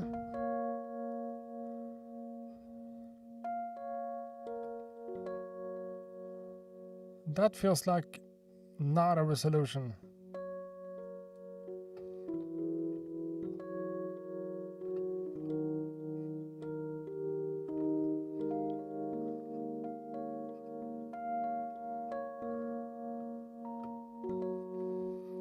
And I gotta hear the sample.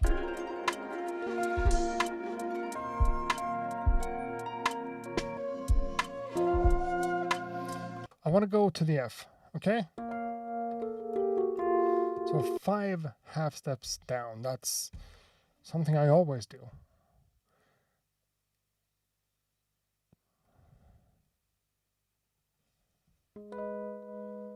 Like G sharp minor and then down to, what would that be?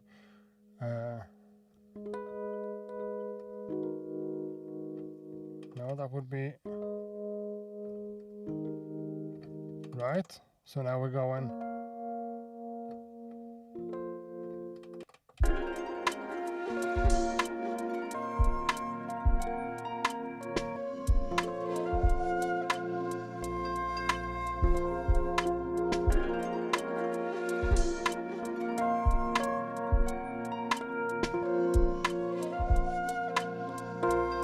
Okay, that was one of my first thoughts. So, and then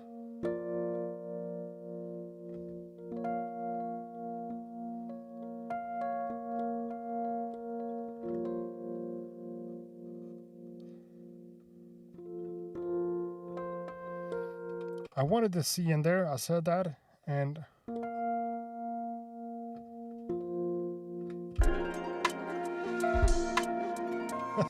so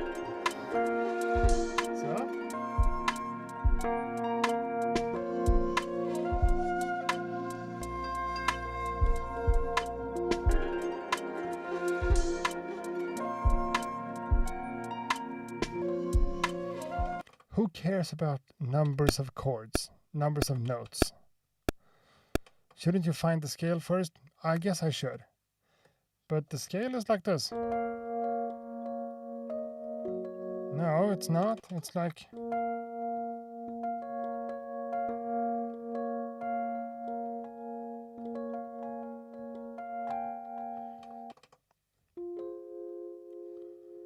that way I kind of know that I'm working in...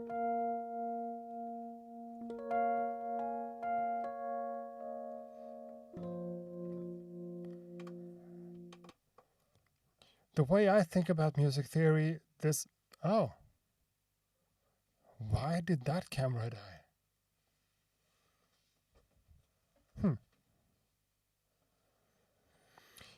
Guitarists use 2-note voicings all the time. Yeah, and I could. I'm not going to be better than a guitarist. Let's just use that.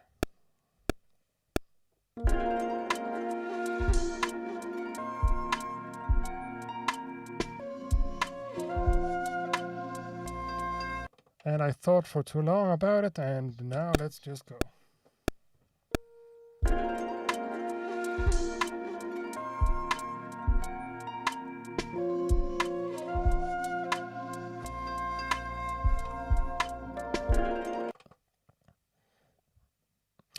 You're dead. Press F1. Yeah. Oh, I'm just gonna switch batteries. I think we want to go over to just to create more confusion that's ever gonna be necessary for anyone. Let's do that.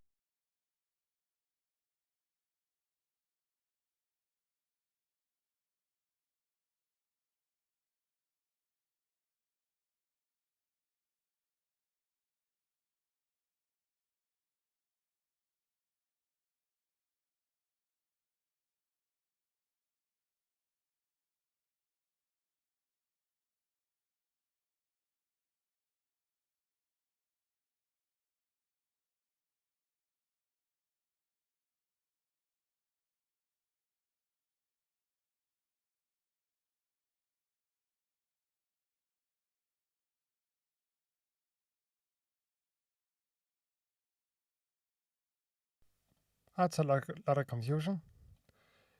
Oh, no signal still.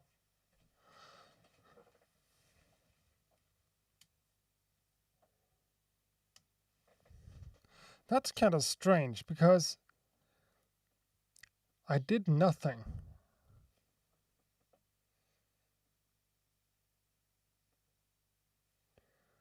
I did absolutely nothing to it. Now I changed the battery and I restarted the thing.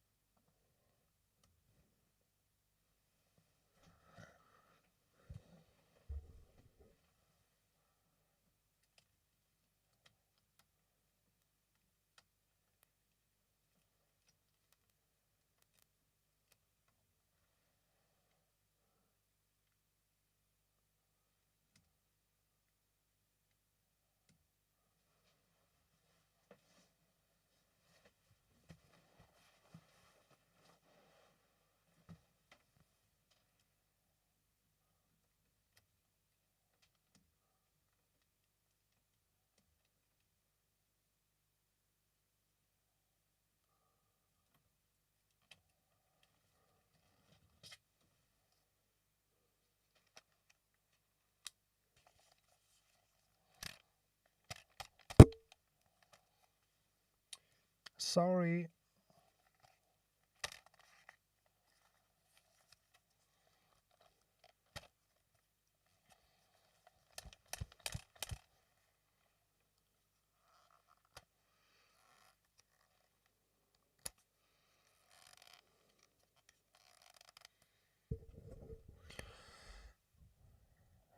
So, what's happening is that I put the camera into my... No. I put the camera into my battery. No. I put the battery into the camera upside... not upside down, but the wrong way. Now I can't get it out, and it's...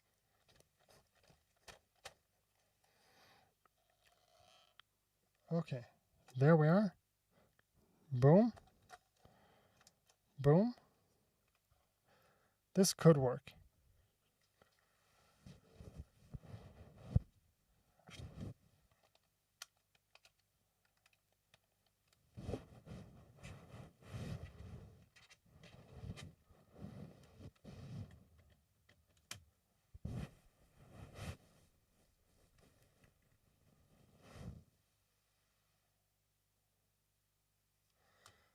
Do-do-do-do.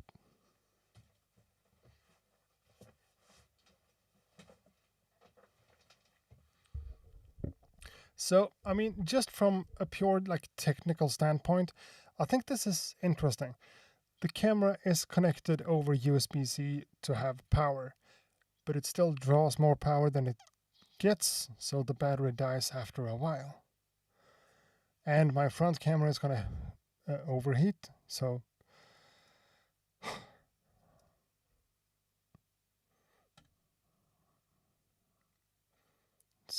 yeah, we're solid. We're all good again. But as I said, that camera is gonna overheat, so let's turn that one off for now, just to let it cool.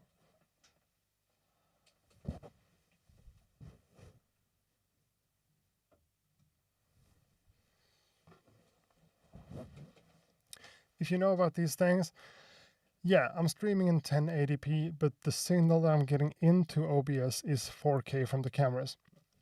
So the Sony camera is running a 4K signal out, which makes it overheat.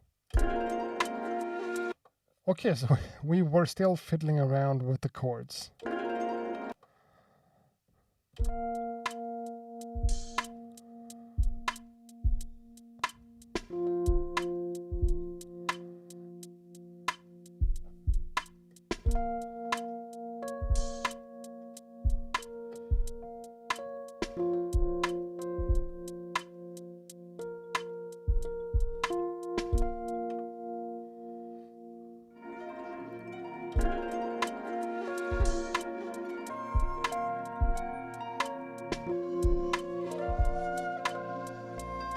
Okay, so I think I have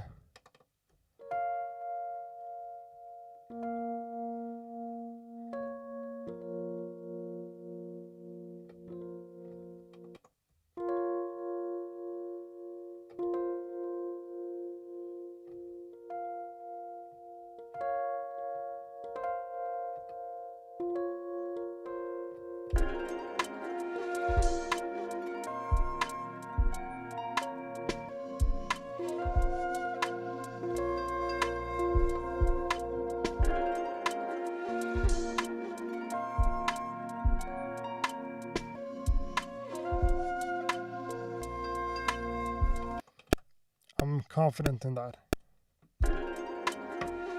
At least somewhat confident. Let's do.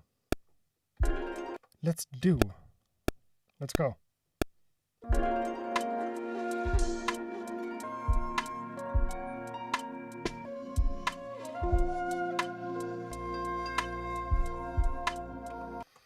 Again.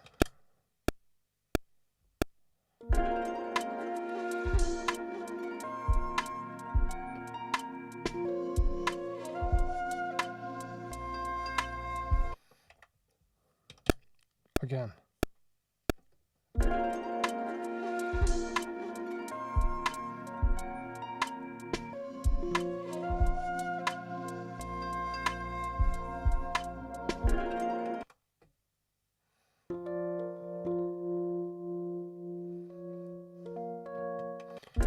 Okay, so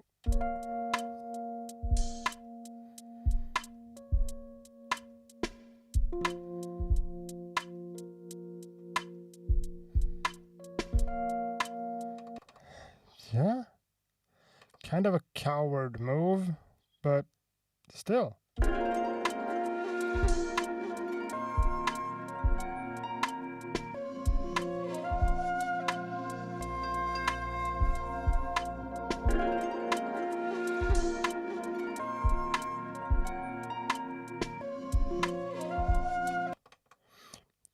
So someone in the chat is putting an E. What's that? An E flat minor 7 and okay. I can't even read all those.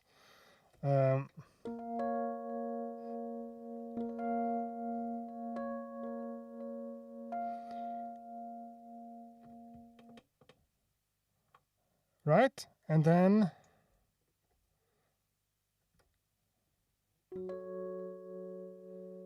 no. Then I don't know, man. I appreciate the thoughts in the chat, but I think that's a little bit much for me. I'm gonna keep it simple and just stick with those two things that are basically the same chords, but just whatever. We're gonna find the value somewhere else here.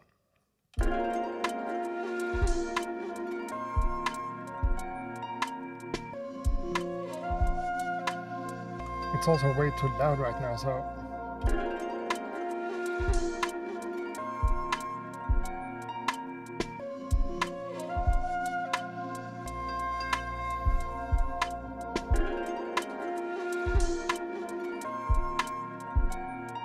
Okay, you're typing out every single note in the chords that you're suggesting too, which makes my life easier. So that's that, and that. That's what we have. we agree over there. Then you go to that one,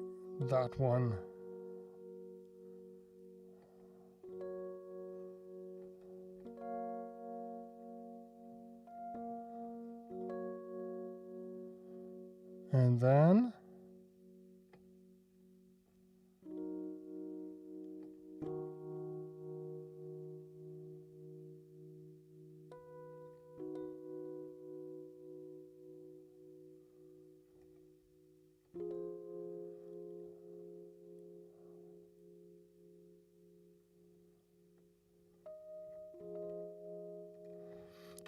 sorry, bro, I can't deal with all that. This would go straight into arranging mode in my case. Yeah, I think that's what we're going for here. I think that's the way we're gonna choose.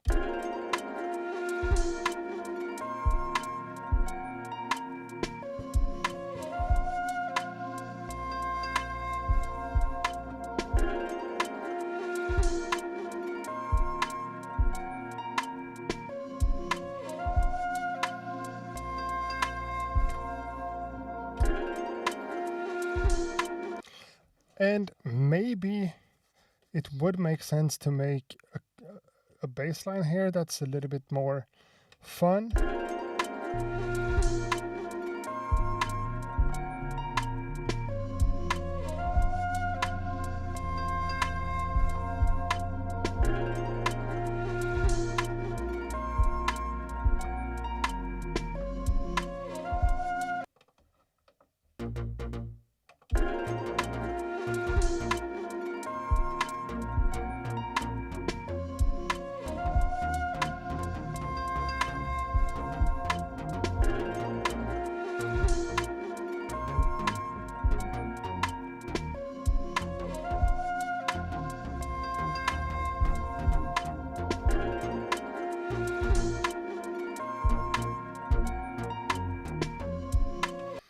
Yeah, something like that.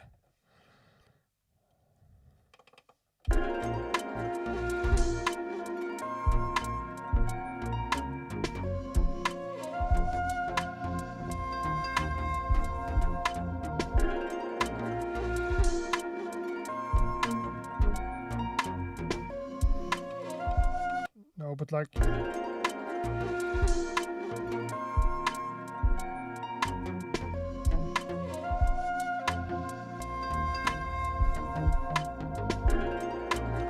You know? So let's do something like that. And let's go for something I haven't used in a while, just because it's fun. Jura.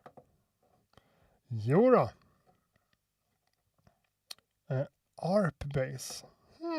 Could be worth a try. I don't think that's gonna work out. I don't think it's gonna work out, but let's at least give it a try.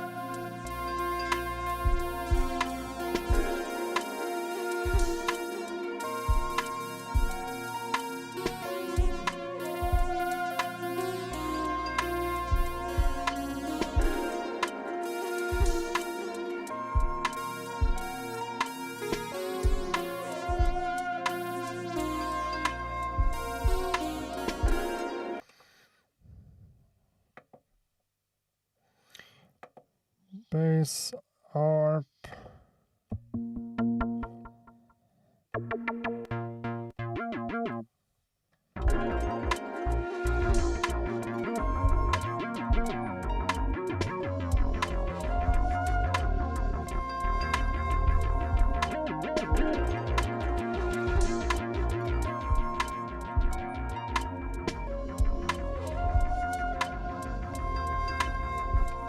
Everything sucks. Everything sucks. Can't choose ARP bass and expect it to work. Bass resonance, bass. I'm gonna try my best to avoid having this really low sub bass because I do that too much.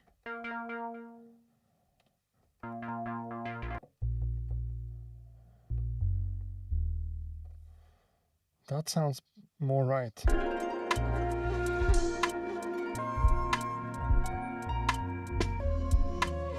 No.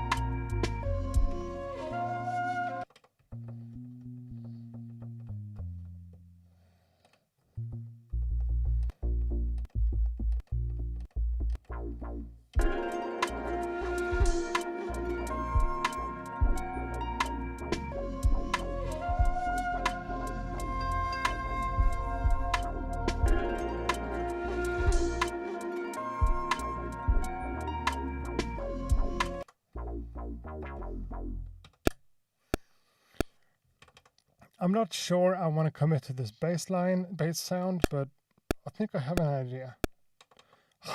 I think I have an idea.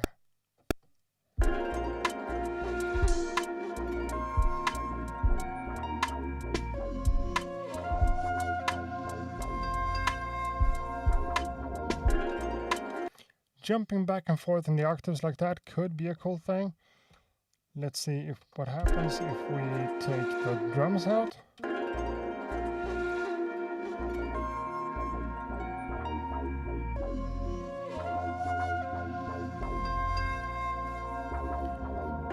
Kind of a different vibe.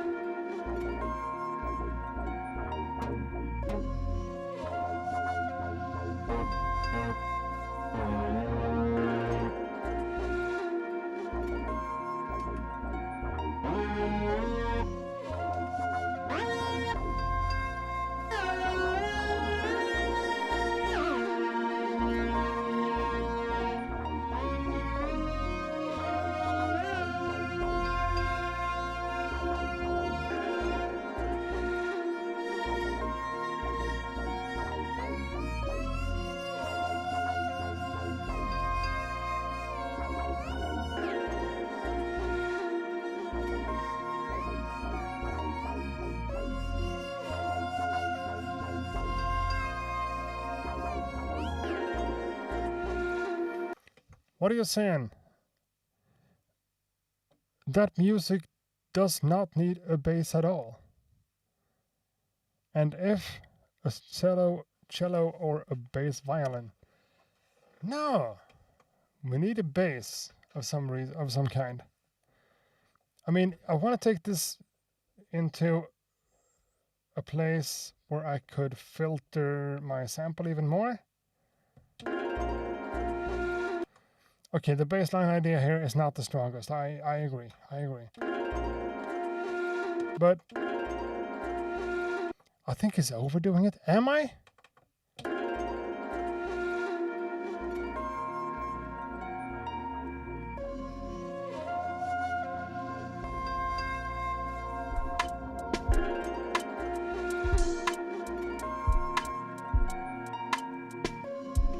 You need some type of bass just to fill up the space at least.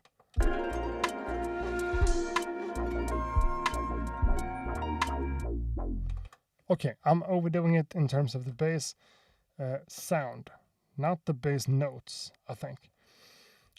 So let's leave what I said. I said I'm not going to do a subby bass, but I am. So let's try bass sub, and yeah, okay, I'm in Jora.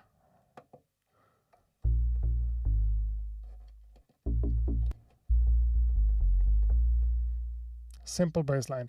Yeah, but yeah, simple is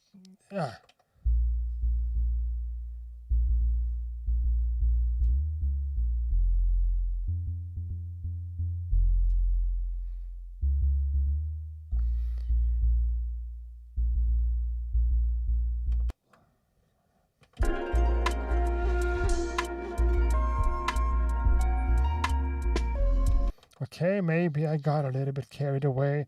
Excuse me for trying.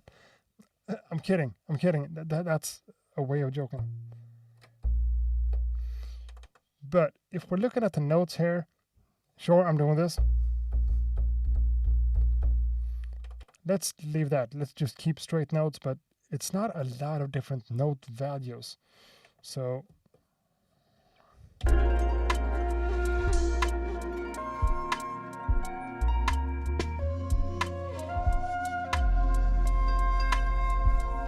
that's so much better.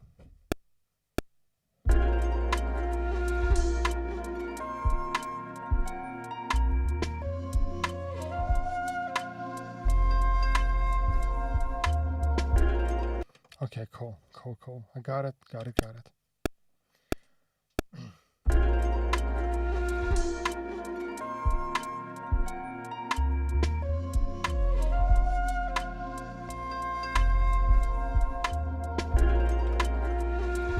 Cool.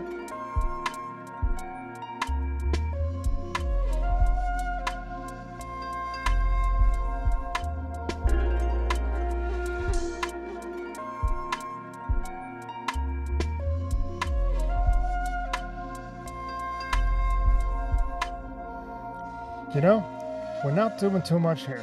We're not doing too much. We're doing this.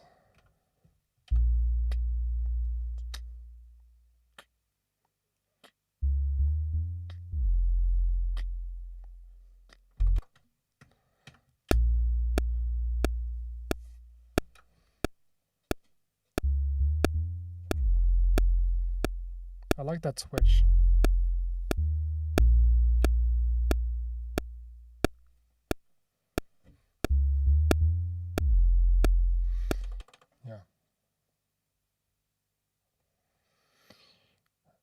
Okay, so sometimes you guys are helping me. That's true. Dum, dum, dum, dum, dum. Dum, dum, dum. That's not bad. That's not too much.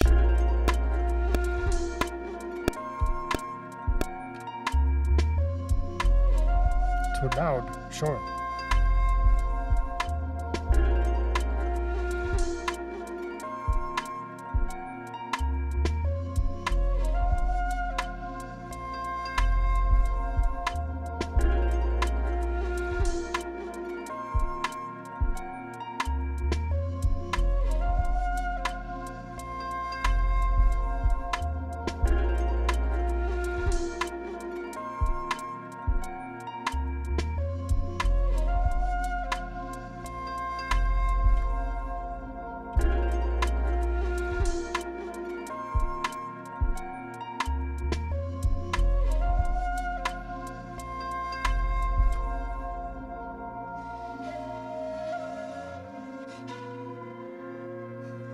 Some of the notes in there, though.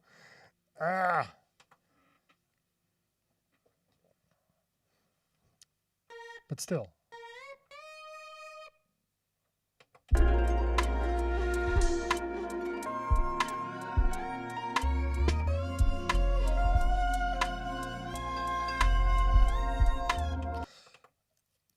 I'm not going to use this sawtoothy type of synth for it, but we are. Let's just listen to the sample in solo. The sample's over there.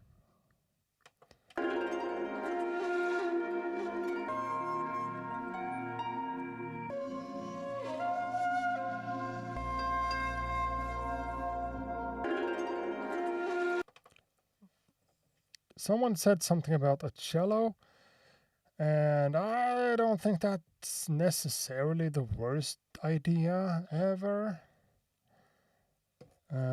Let's go to that's the bass. Plugin 8. Let's actually just... I can't from there. Right. Can I from here?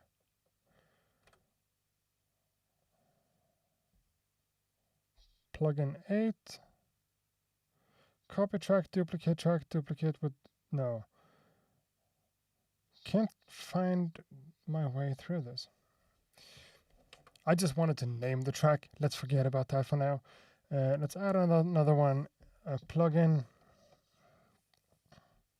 I'm not going to overdo it. I just want to add a little bit of something. Mellotron.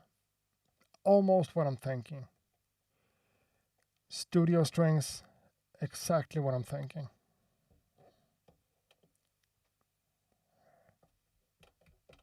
And it takes a little bit of time.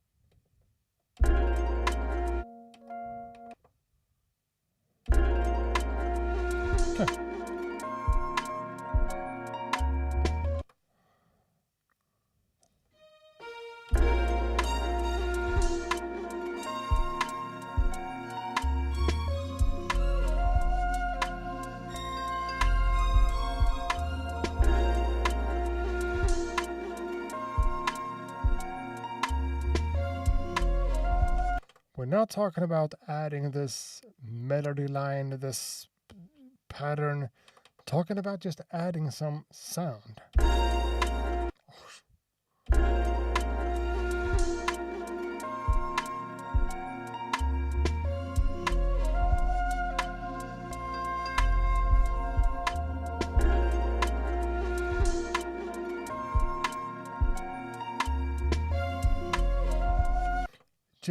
I think we're just going to do 2 notes.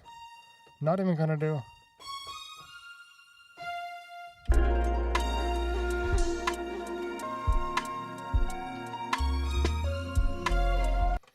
As on the bass, we're just going to go... Like a stupid... Whatever.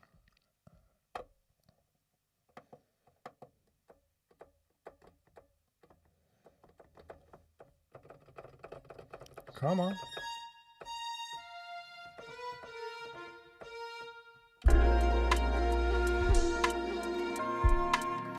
Exactly like that. Let's play it in like this and then decrease the volume.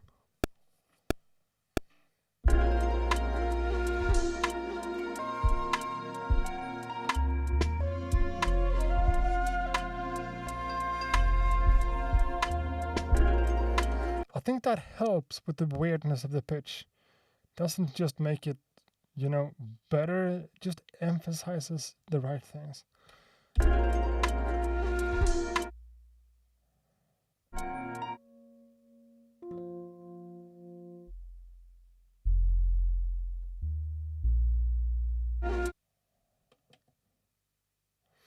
I failed to record that though.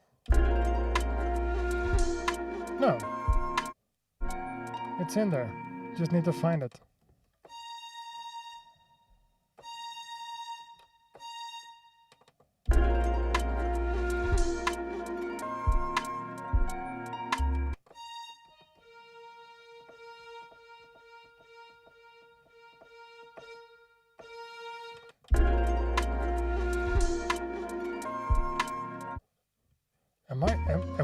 am I hearing something that's not there? It could happen sometimes.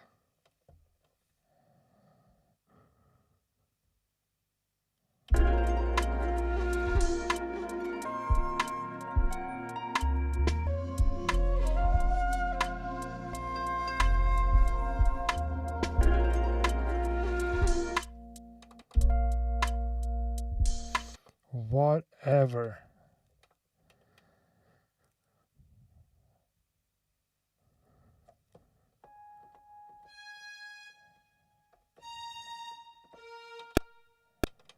So, I might have forgotten to, yeah, okay, there it is. I'm messing up.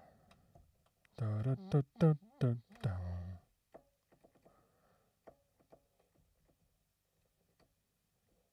Submix. Okay, 1, 2, 3, 4.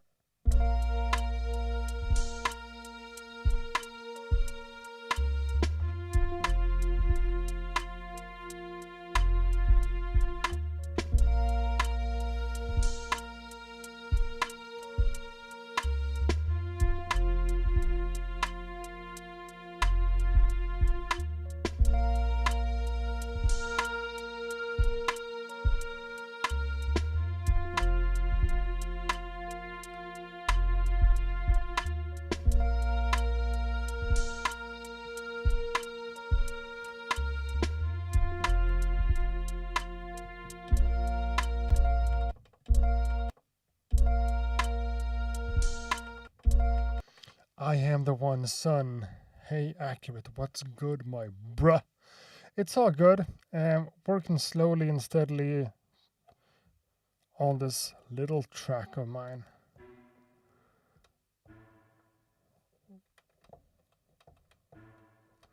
I hope you're good too. So, cool. Put the sample.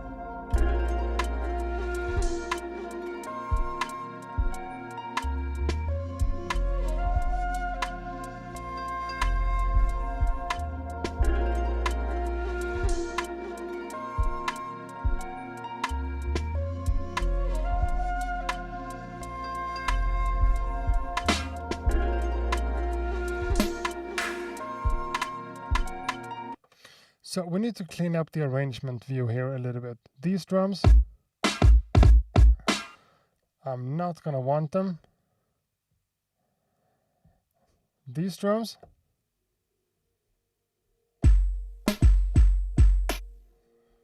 not gonna want them.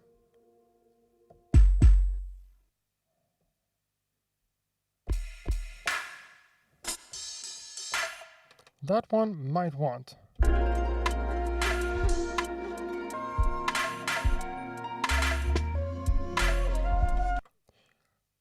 Don't want it. Delete track.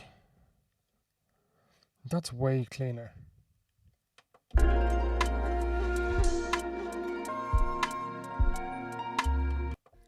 Maybe something.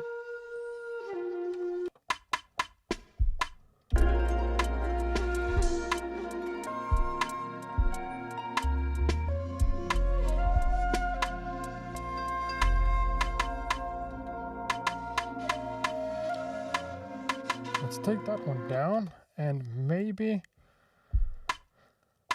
let's add not a huge delay, but a little bit of a delay. That's my preferred one.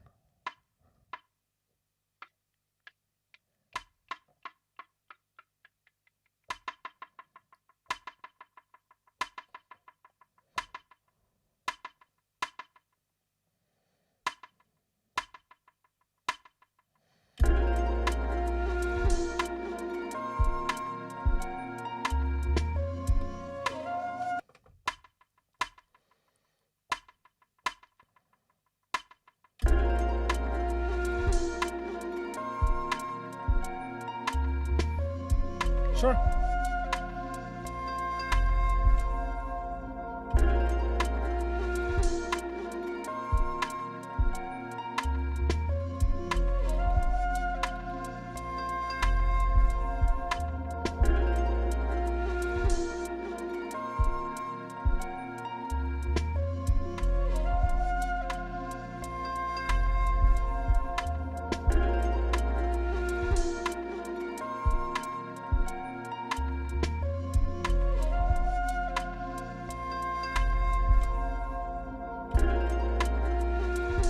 Okay, so I think it's time to move on.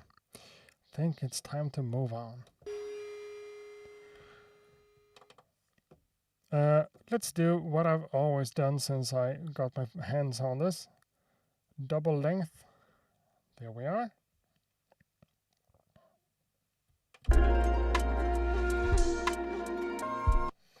Okay, so that's the string.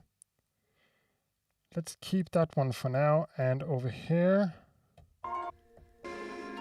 that's the sample. Let's take that out. And let's just move to another.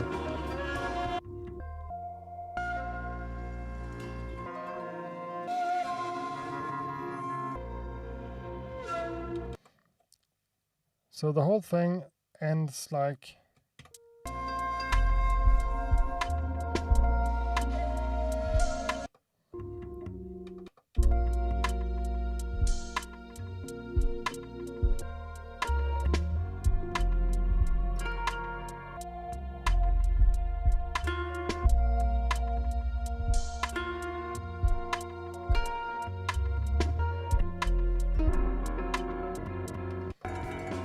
it's really busy over there.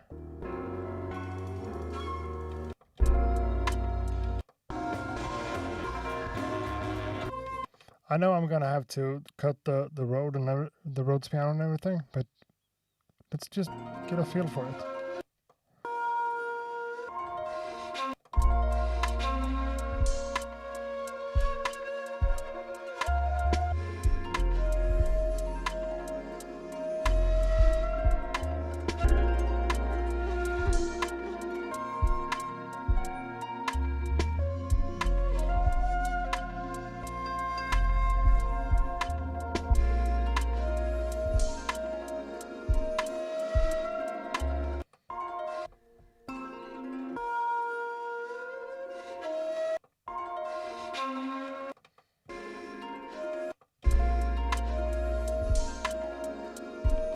Okay, let's move into the editing page of this sample, of this chop specifically. This one goes into that.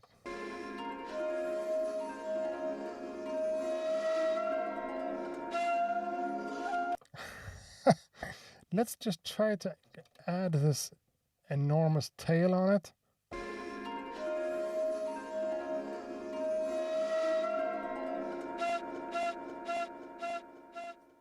That didn't work.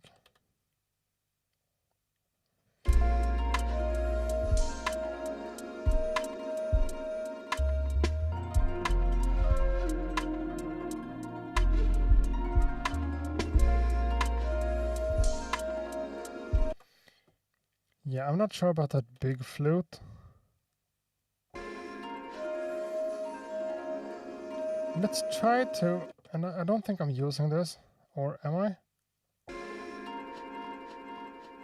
Something like that.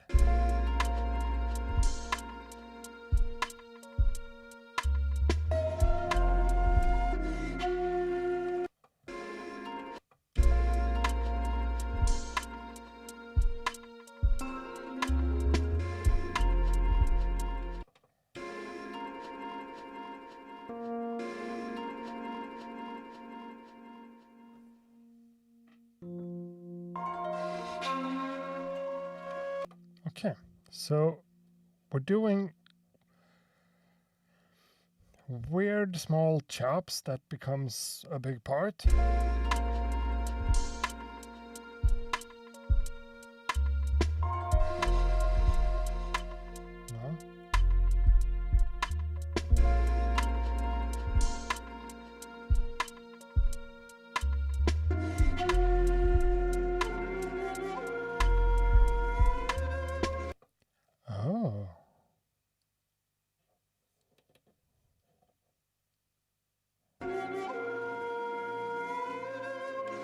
Maybe we could loop that one.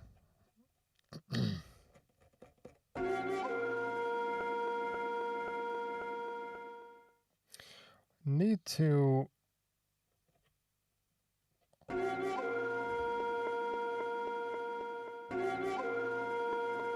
Sure.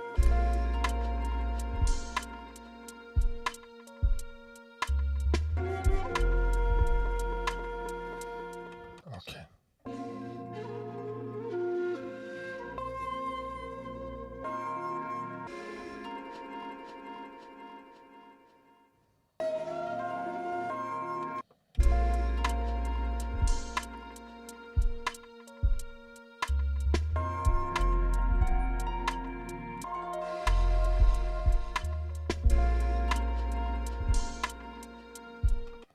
What happens if I extend this one?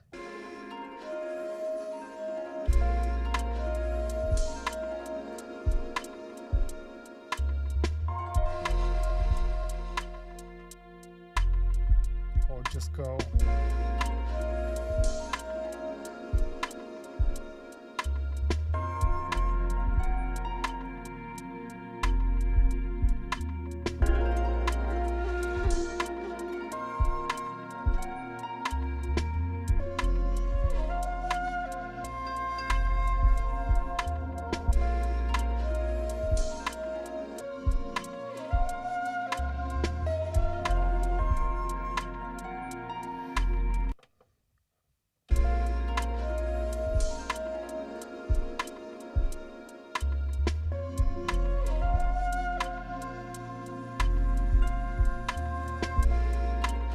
Is that different enough?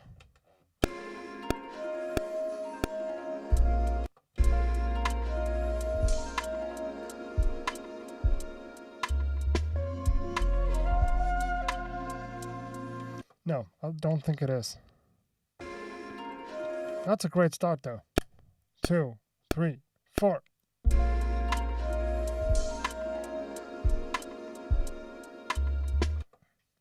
And then...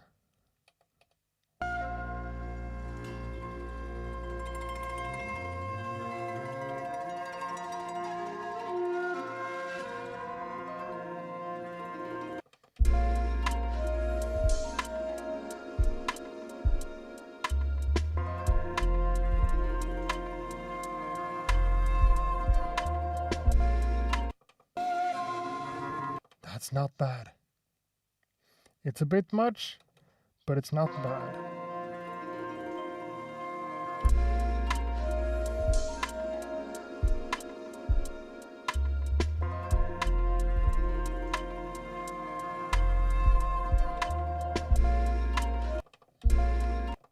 Okay, let's fine-tune just in the matter of moving this one to the actual grid. Fine. And then the second one, it's that one, right? Yeah. Edit, sample. Again, let's cheat a little bit. Let's cheat this away. And somewhere around there, tail.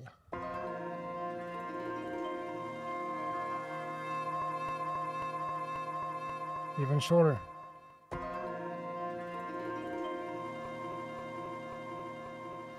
And the fact that you can hear the looping could be a cool thing.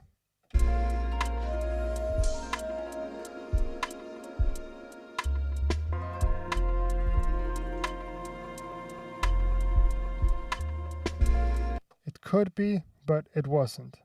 So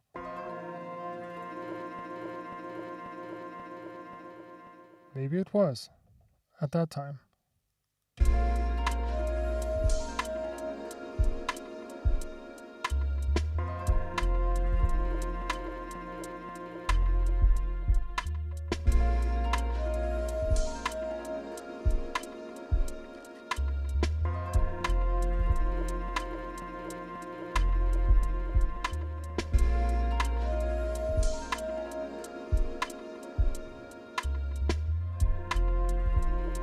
Cool. I mean, this section doesn't have to be the strongest one ever. I think the first one has some repeatability to it. That's cool. So let's play 1 and 2.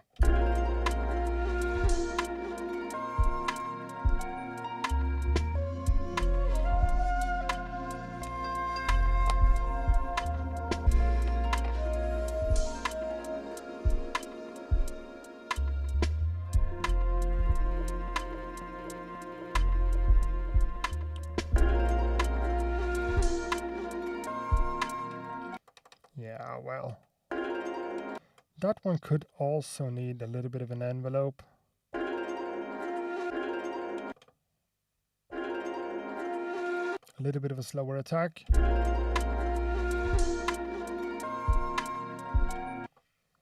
Maybe that one too.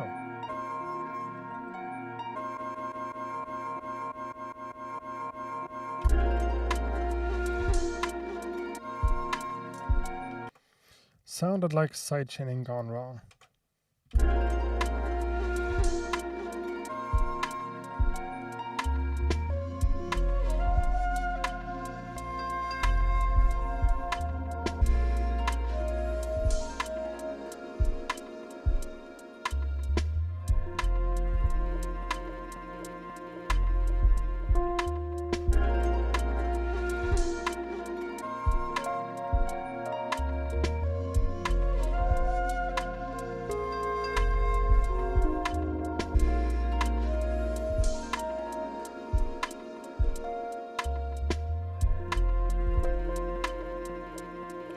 Notes are still right.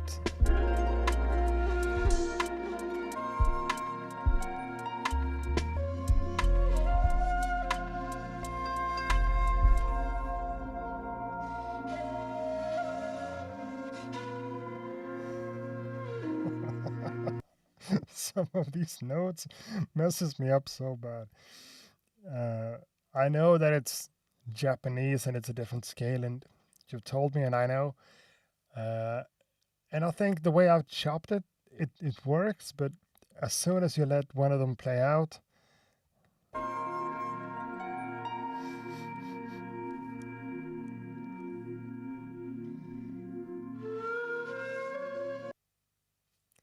it's cool, but it's weird in this context.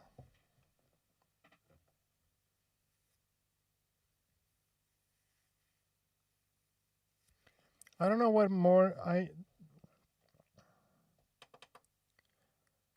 I'm always like grabbing and reaching for something else, something more to add.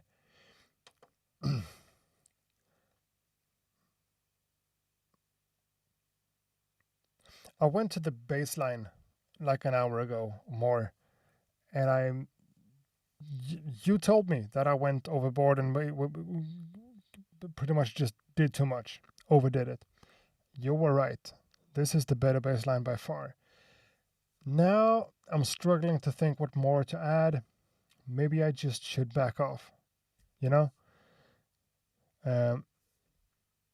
If I wanted to change something about this entire thing, it would definitely be this secondary pattern. It's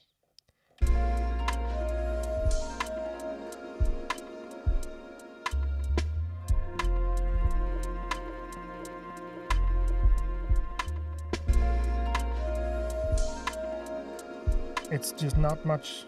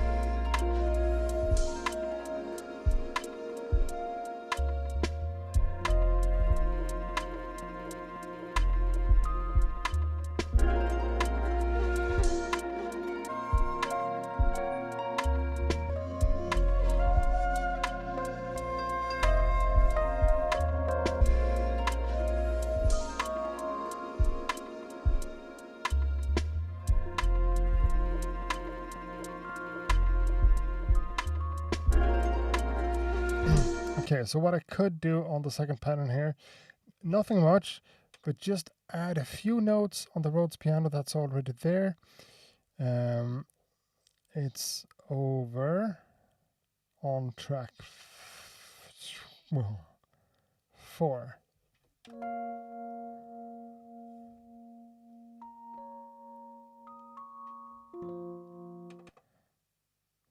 Let's just try.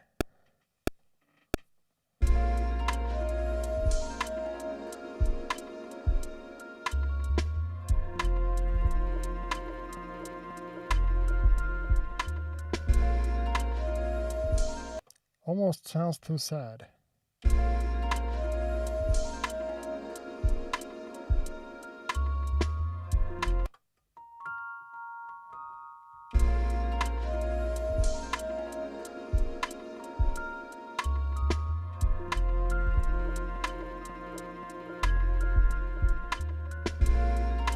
Oh, I recorded something in here that I don't want. Fuck.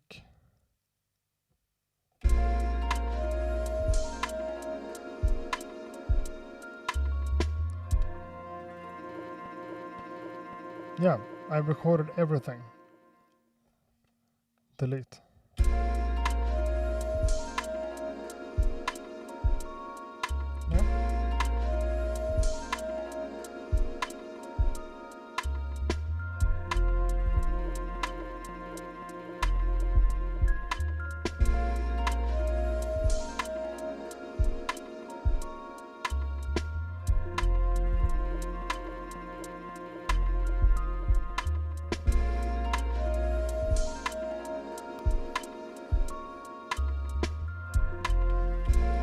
It's too obvious.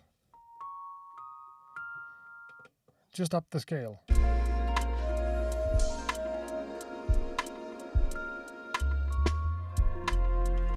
That one leaves a little bit suspense.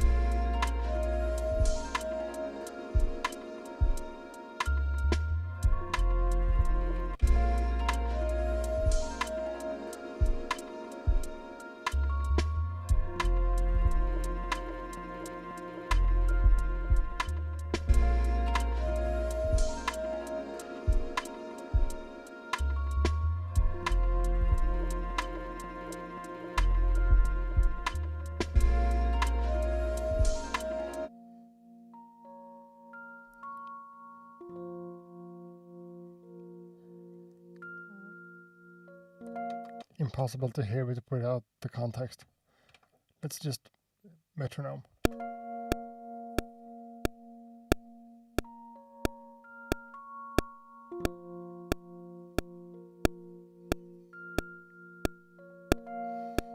That's kind of cool.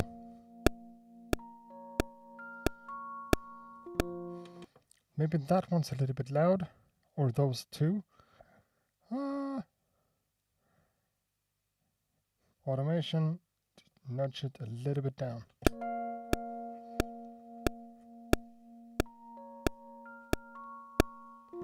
Yeah, that's subtle, but it's cool. I kind of love that.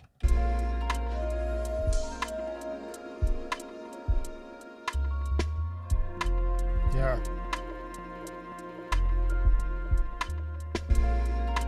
The last one is too loud too. So, no, no. Easy, boy, easy. That one's okay.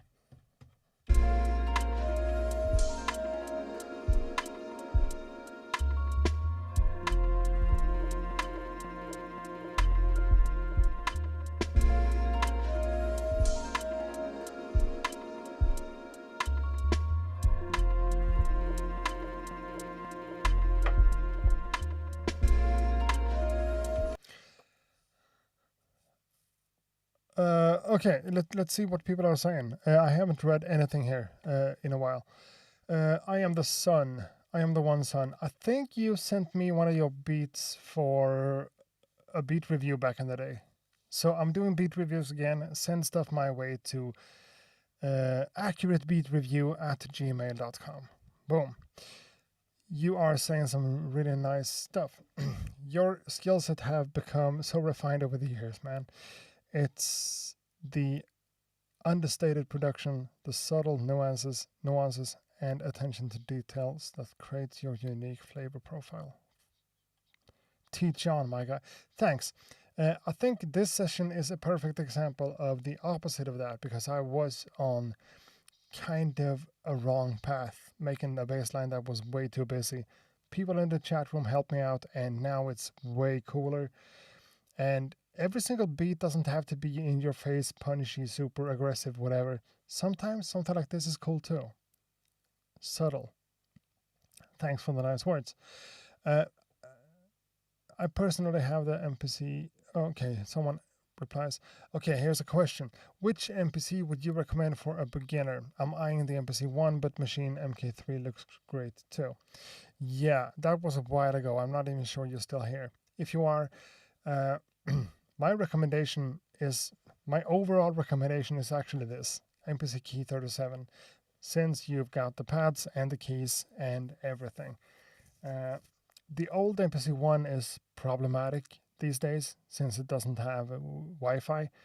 The MPC-1 Plus, though, sure, but why not just get this one? I don't know how they compare in price, but I don't think it's a massive difference. Machine MK3 is always an option too, or Machine Plus or whatever. If you want to use it in controller mode, Machine is strong. It's a great device. As far as updates, though, MPC, the Machine platform has frozen up, you know? If you want an MPC, I do recommend this one. The Machine MK3 is a valid option too, of course. And someone replies to him, and I could smoke tons of weed listening to this. Sure. Whatever you say. Yeah, maybe it's one of those beats.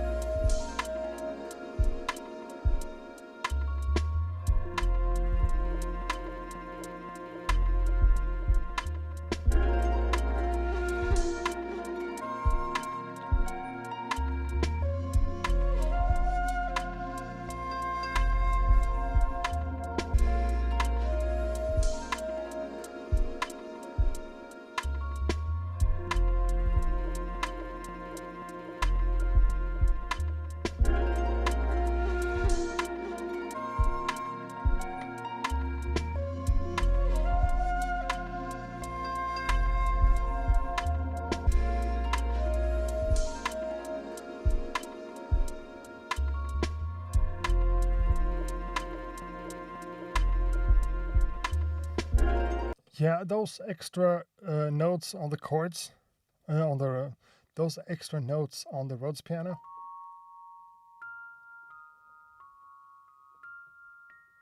Helps. Good job and good night. Yeah, peace out. Thanks for being here. Thanks for the support and the views and the engagement, whatever. Thanks. And Artisan, I know if you're still here, it looks like you are. If you want to fuck up the Japanese scale, you could use Melodyne. Yeah, I don't do that. I don't do Melodyne. Koto.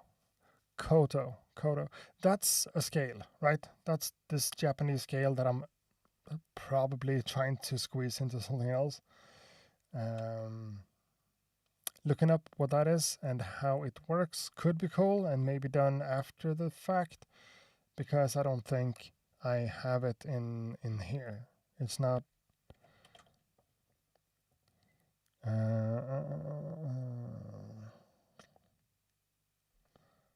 Oh, I haven't seen all these.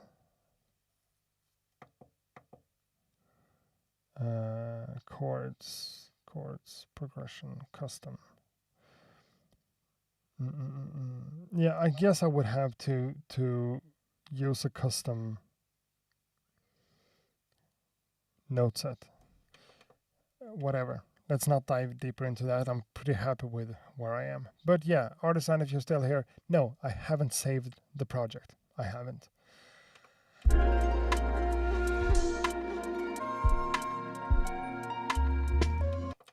Should we try a little bit of side chaining? It feels appropriate for something like this. So on the sample, sometimes I mess this up. On the sample, here we are. We want that. No. Chill. We want dynamics. We want Mother Ducker. We want to put the Mother Ducker first, like so. Then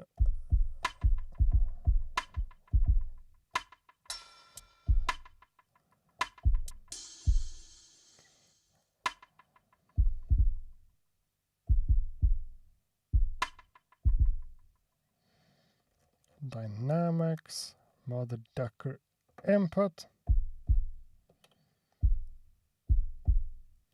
Just making sure. Yep.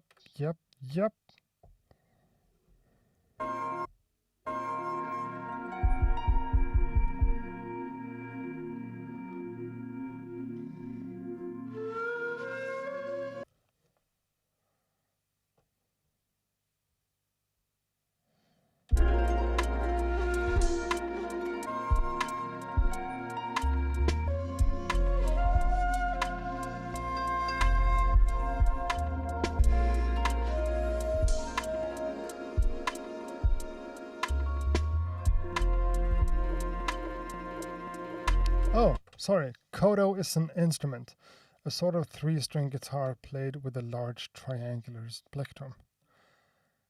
Huh. Has the stems improved in the standalone? Not as far as I know. It's still kind of crappy, but a really cool functionality. Kodo is an instrument. Let's just Google a picture of Kodo. Yeah, okay, it's that one. I think of it as one of those string instruments. Isn't that what we have? That could be it. Probably it.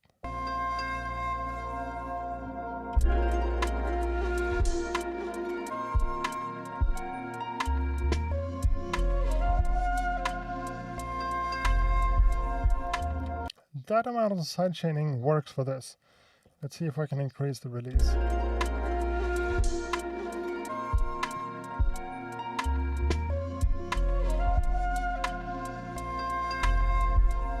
Just has a little bit more life.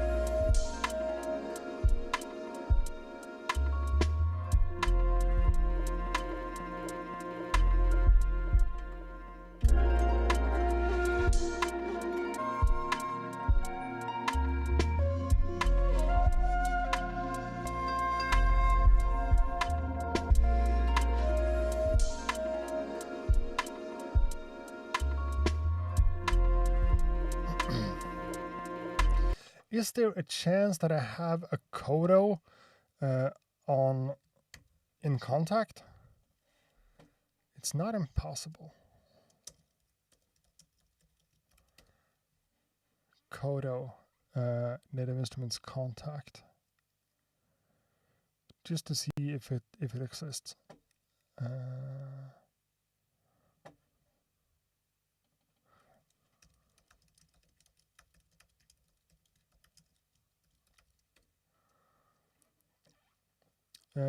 East Asia, Melodic Instruments Spotlight Collection. They have all sorts of Japanese instruments and also a Kodo. Koto. I guess it's not Kodo. I guess it's more like Koto. Koto. Something like that. Yeah, it's a plucked zither. That's what I was thinking. I have this Norwegian zither in another room down here.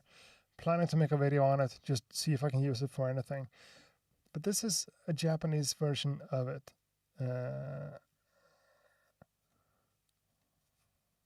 The instrument can be tuned by setting the movable bridges. Yes, you don't tune it with, no, you tune it by moving the bridge. That's cool. Apparently there should be one in Contact in the Spotlight Collection East Asia. And I do have Logic running. No, it's just in the background. Do I want to go to the amount of work to load that up and see if it works?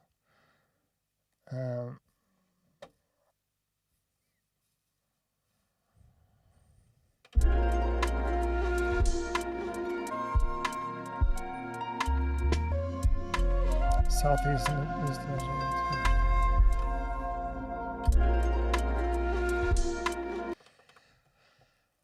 since I'm also live streaming on the same computer, I don't know if I want to go into Logic and see if I can do that and then resample it into here. Feels like a lot of work. I would do it if I wasn't live streaming, of course, but yeah, it's not a bad idea. Is it worth it right now? Not sure. But even like a lower pitched harp as like for some added harmonics could work.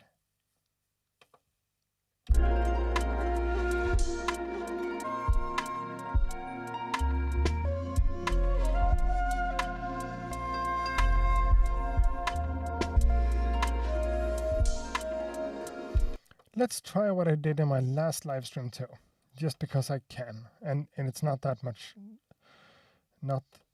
work. Now we're on -1, so let's go +11.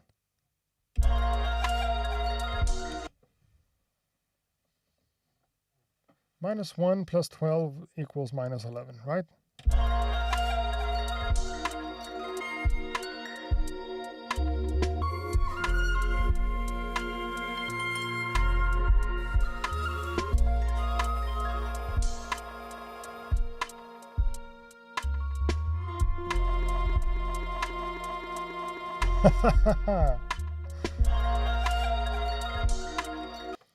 A part of me kind of likes that. And I'm not talking about using this as the main one, but like copying the track over, using another instance of this and just keeping the attack of them with a little bit of delay. So I have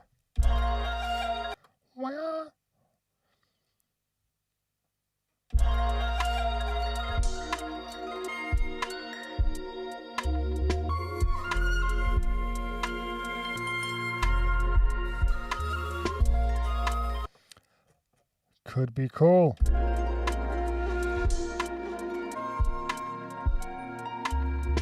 I don't know. Before we do that, because that takes a little bit of work for the device. Before that, I'm actually going to go in here and save the project. Do you want to save the? Yes, I do. Let's call this one Koto.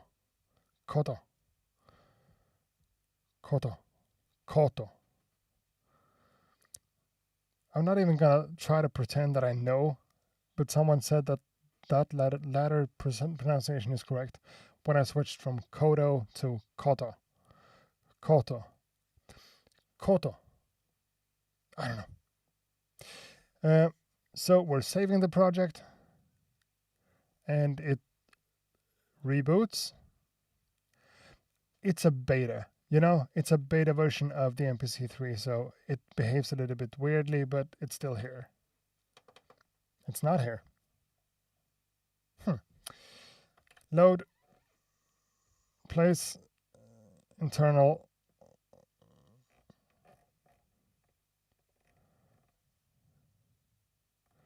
MPC documents, project.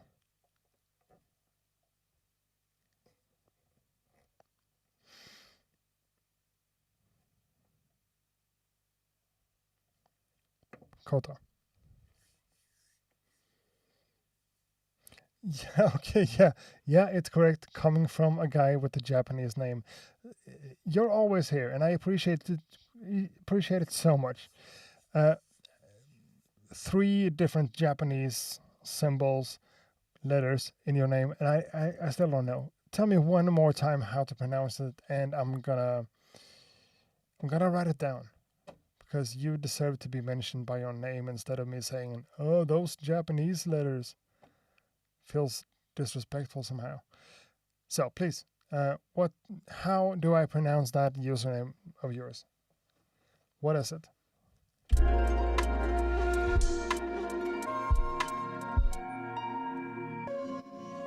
We also need a little bit of delay and stuff, but for this, let's do what I did last time. Here, let's copy track over. Let's copy events from this track to this track. Replace. Now we just got doubled in volume, which is exactly what I was expecting. Moran. The group from the Moomin. Yeah, like Morran. But I'm Swedish, so Morran is how we pronounce the Finnish character from the Moomin series, Morran. And then you type Moran. That's like moron, but with an A instead.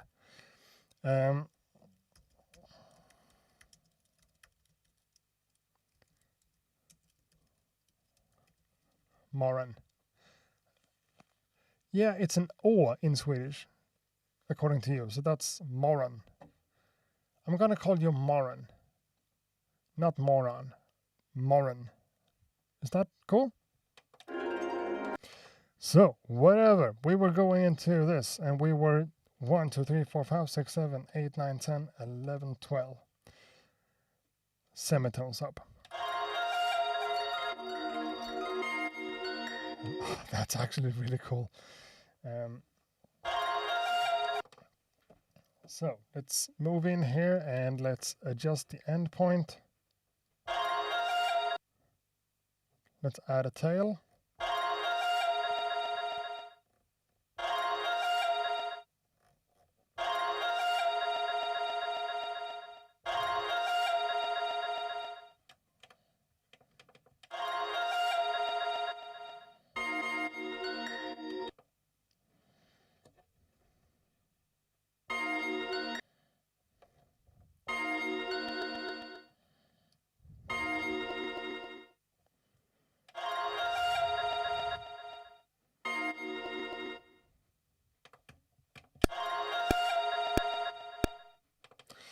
Maybe let's not care about the tail and add manually. Let's add a delay later on.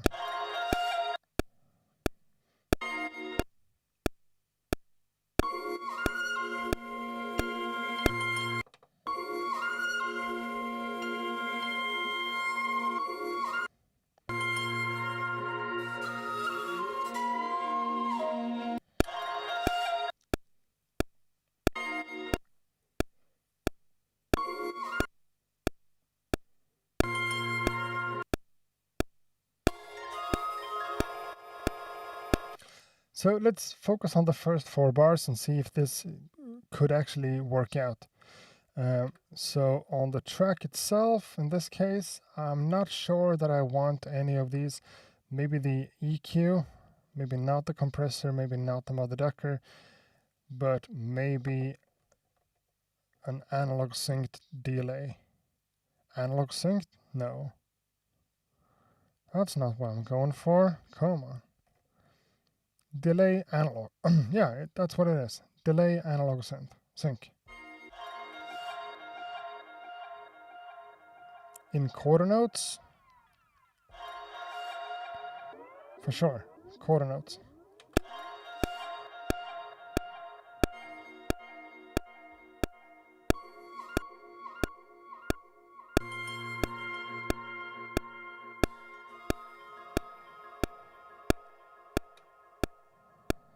Okay.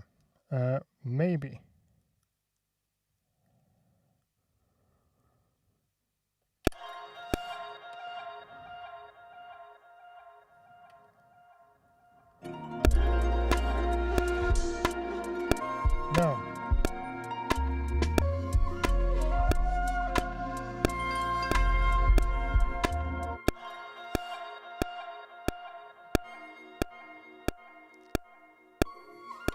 Okay, let's go the other way around and let's take that delay out. Okay, and then back into the sample editing, adding an envelope to cut it off.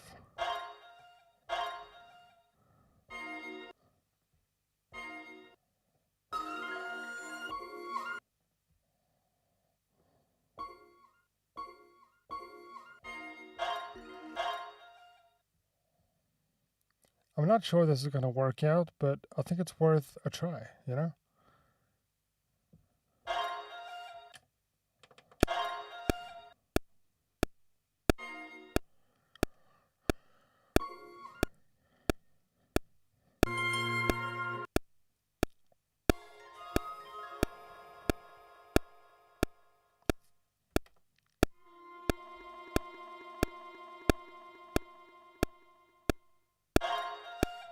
It's too aggressive, it's too much.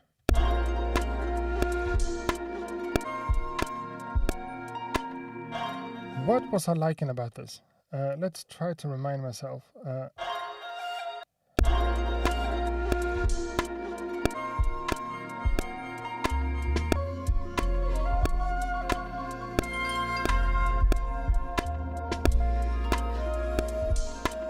Okay, so kill your darlings. Let's. Oh, okay, now I copied it again. Let's delete that track. Let's also delete that. Oh, I keep messing up.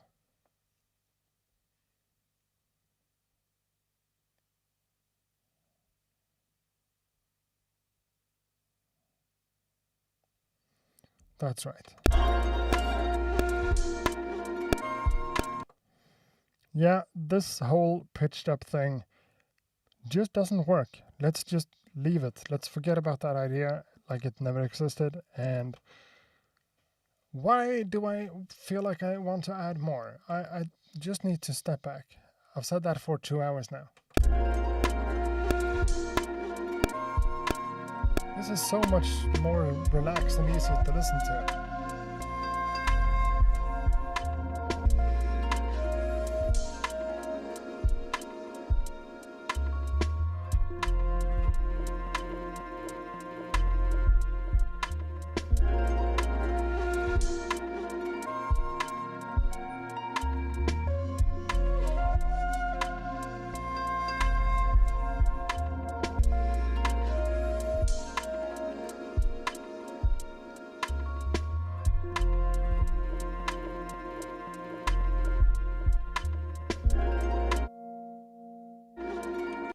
Maybe just more volume for the Rhodes piano.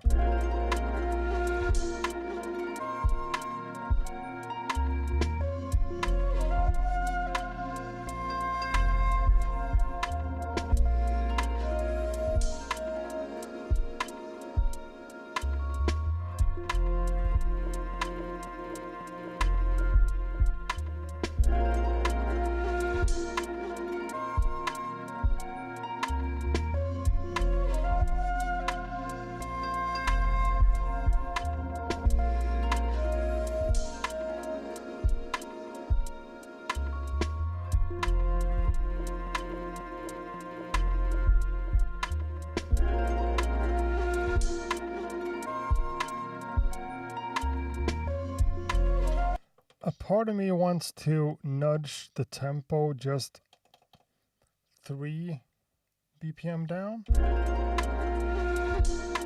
Oh, that was different.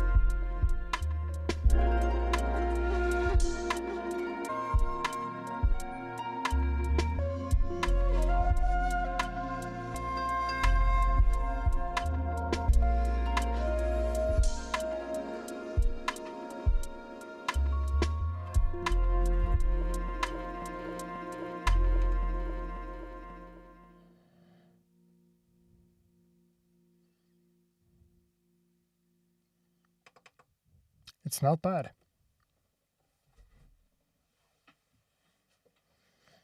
It's not bad at all.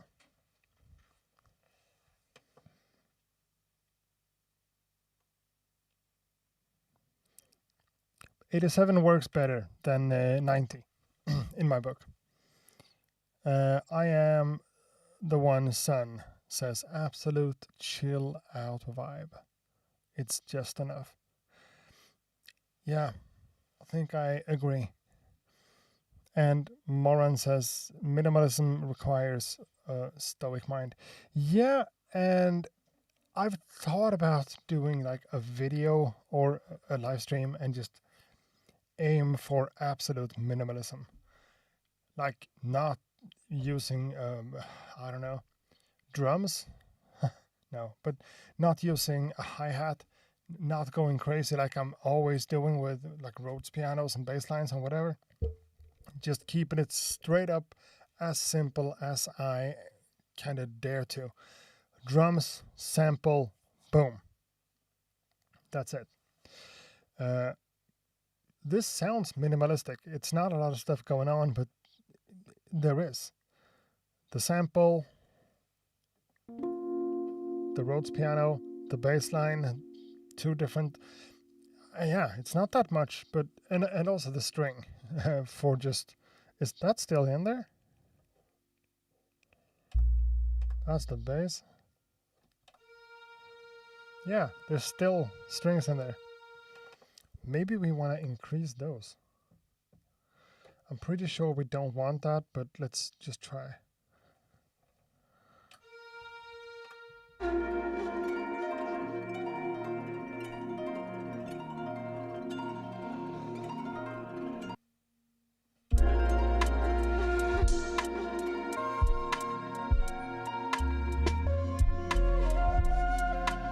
What's good and bad about that is, okay, that's a word I immediately need to check out in English.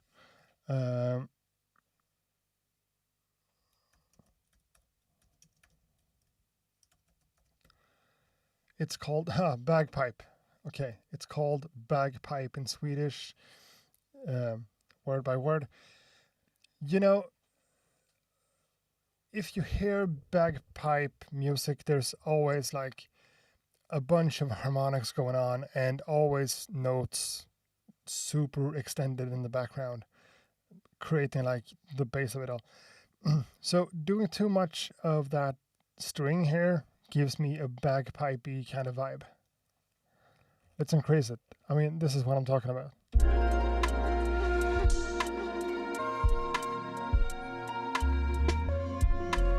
And the fact that it doesn't follow the melody, it's just there to kind of lay down a foundation of the note. It's cool, but if it's too loud, it becomes bagpipey, and I'm not a fan. Now that's all we're hearing, right? What's funny is if I mute it, it's still there in the sample, but this just gives it a little bit higher of an octave.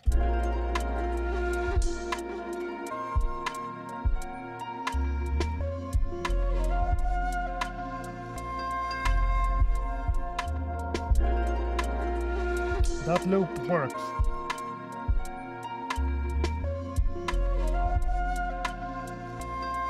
The second one.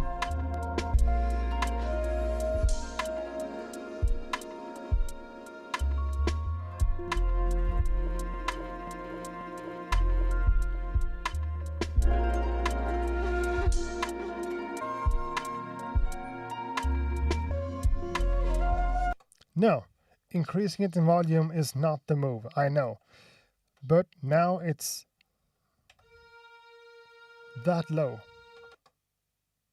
But just because we noticed that note, it sounds like it's louder. Now it's not there.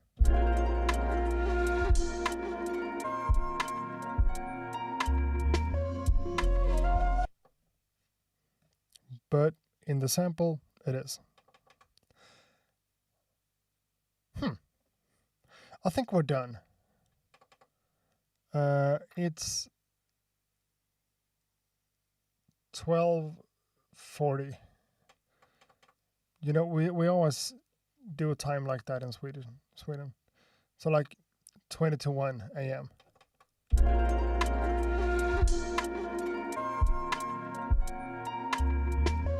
No, now we hear too much of that note just because we focused on it. Now it's muted on the strings. It's not even there. It's just a sample. And now it bugs me. Now I hate this.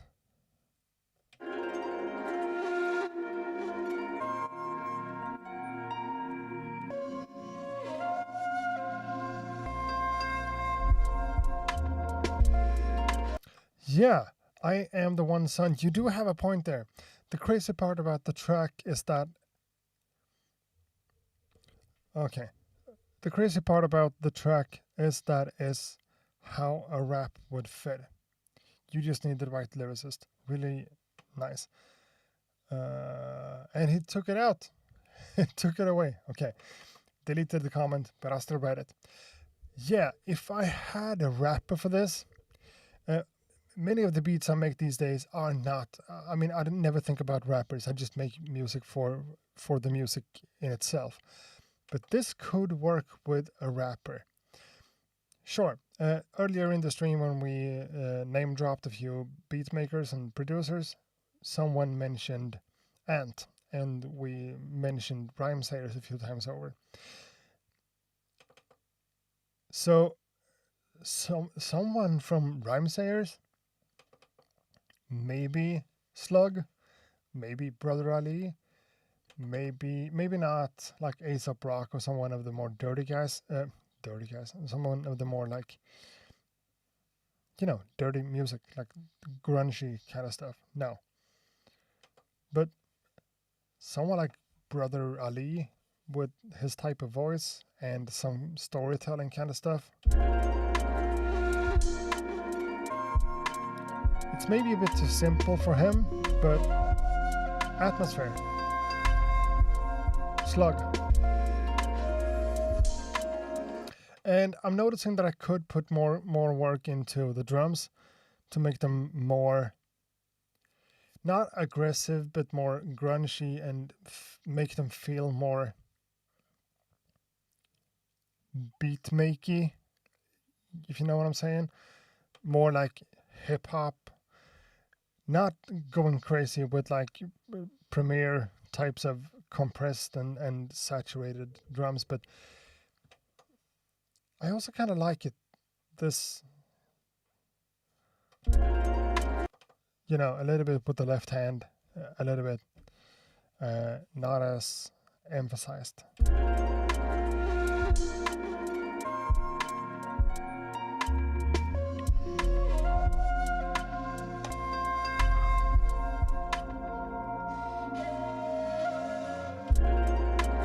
Okay, that actually worked.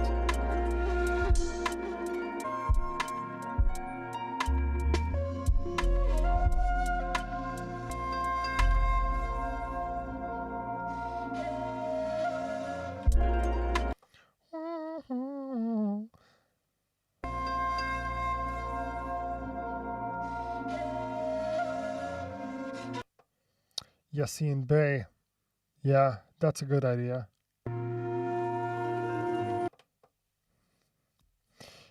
I'm not sure what happens if I copy this pad.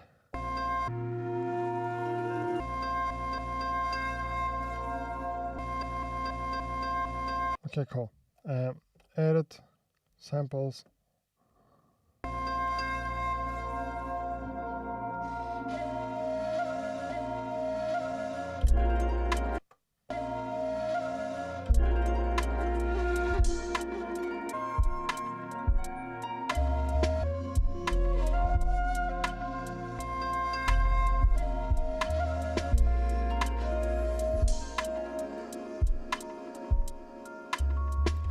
Jungle Brothers Brain has a similar beat. Jungle Brothers Brain. Can't get out of my brain. Which track is that? I think I had that one on 12-inch. Jungle Brothers. Yeah. Maybe. I can't. I'm confusing Jungle Brothers with someone else. What's the big Jungle Brothers song? Just to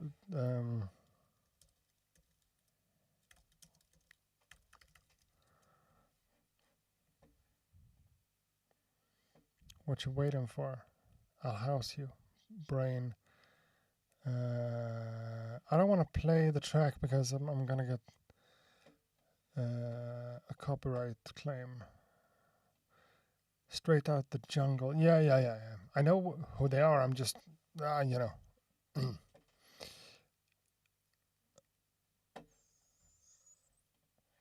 Yeah. I just want to listen to the loop again.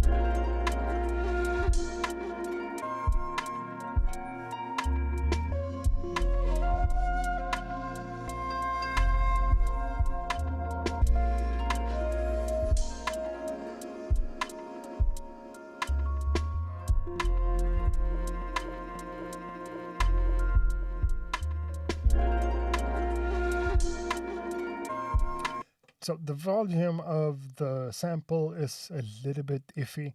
It's a little bit up and down, back and forth, whatever. But I think it's okay.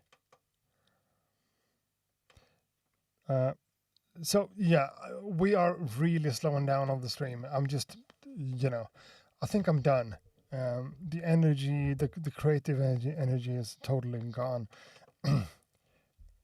What's funny here, just that like on the last stream, what takes time for me here is to like finalize the idea and get comfortable with the result, so to speak. I found these chops on the sample like on the first go, and then I think that's interesting because it took me just a couple of minutes, I guess, to find that part of the basic like sequence of the loop. And that with the drums, that's pretty much where we are. Then it takes a lot of time to find the notes and squeeze a bass line in there and just get comfortable with the idea that this is what I made today. Because as you're noticing, I've kind of grow out of the state where I'm just making, 5 beats a night. That's not happening anymore. This is what happens. Like getting an idea, laying it down and letting it grow over time, building upon it slowly. And live streaming, talking to you guys and doing all this makes things a lot slower, which is cool. I don't mind it. I love this stuff. All I'm saying is that it's interesting, right? That I got this idea and I got it down really quickly, and then it takes time. So someone goes crazy in the chat typing Jared. Why? Is that something I don't know?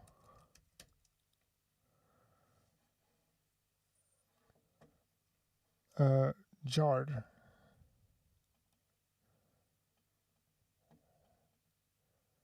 Meaning decent. Descending. I don't know. It's a biblical figure. Stop spamming in the chat, please. That's just irritating.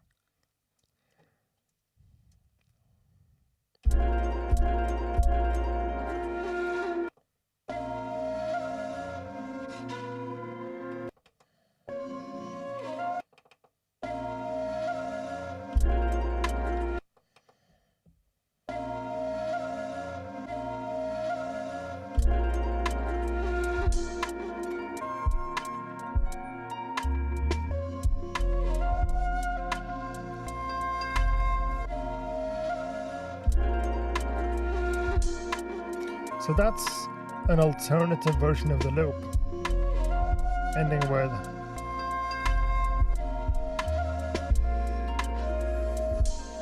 and then it keeps playing because, but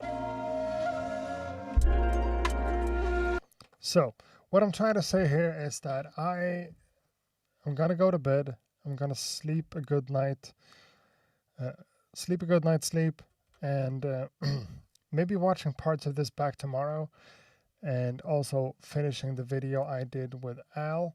It's gonna release on the channel pretty soon, I hope. This long form video, 1 hour long, edited, me kind of doing a live stream together with another guy, walking through the workflow of the MPC. It's a cool thing. It's a cool video. It's a cool concept and a cool thing, and he's a cool guy, and everything is cool. Has just been a lot of work editing.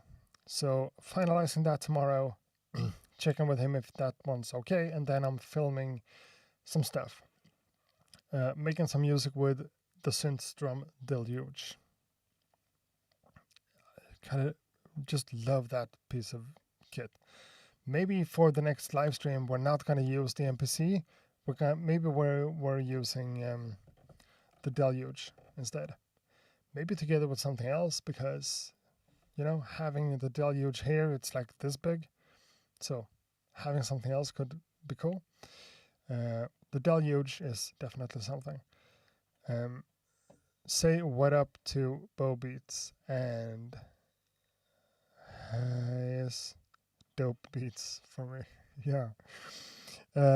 Let's not create any drama here. I haven't said anything bad about Bo. He knows what I think about him, for sure. Some of his music is good. Some of it is not really up my alley, but still quality stuff. Okay, this is interesting, Modern. I do my techno in a similar manner. Start one day and keep building it over the week.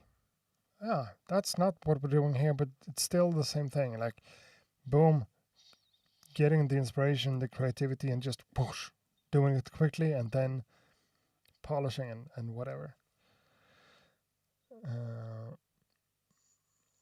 Thank you for sharing your skill and your knowledge. Rest well. Good night, my bro. Yeah, let's go to bed. I'm gonna go to sleep. It's almost 1 a.m. and it's fine. I'm off work tomorrow, just working in the studio again with the Deluge. And then we're making a video in VR soon enough. I made this thing on Instagram, and I'm gonna make a full video out of something similar. The Virtuoso app on the MetaQuest 3. Super, super cool. It's not like as powerful or competent as something like this, but it's a lot of fun to work on it. And I haven't yet taken the VR set down to the basement, to the studio. I've just been playing around with it in my living room. So taking it down here, seeing if it actually could work with some other stuff. I should be able to MIDI control things somehow. So that could be a thing.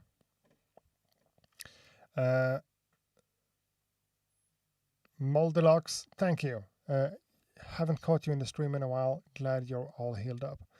I think I am. A little bit crooked and deaf on one ear and whatever, but I think I'm healed up. I think I'm good. Thanks for checking in.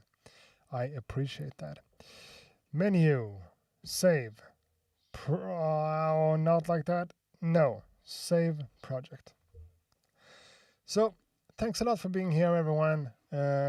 We have dropped a lot of viewers, and that's all good. That's what we're doing here. Thanks a lot for the guys who are here and sticking by and supporting your guy, and I really appreciate everything that you guys have done for me over the years. Last shout out, send beats my way to accuratebeatreview@gmail.com, and I'm gonna listen to them, play them back on a live stream, maybe talk a little bit about them and whatever. Sharing the love, spreading the passion for music making. It doesn't have to be beats, doesn't have to be hip hop, music. So yeah, need to do one thing before I forget about it. Okay, device reconnecting. That's awesome. That's what I want to do. Cool. And also that. So thanks a lot for being here, guys. Have a good rest of the week, and I will see you guys in the next live stream and in the next video that I'm gonna post. You know what it is. Thanks a lot. Bye.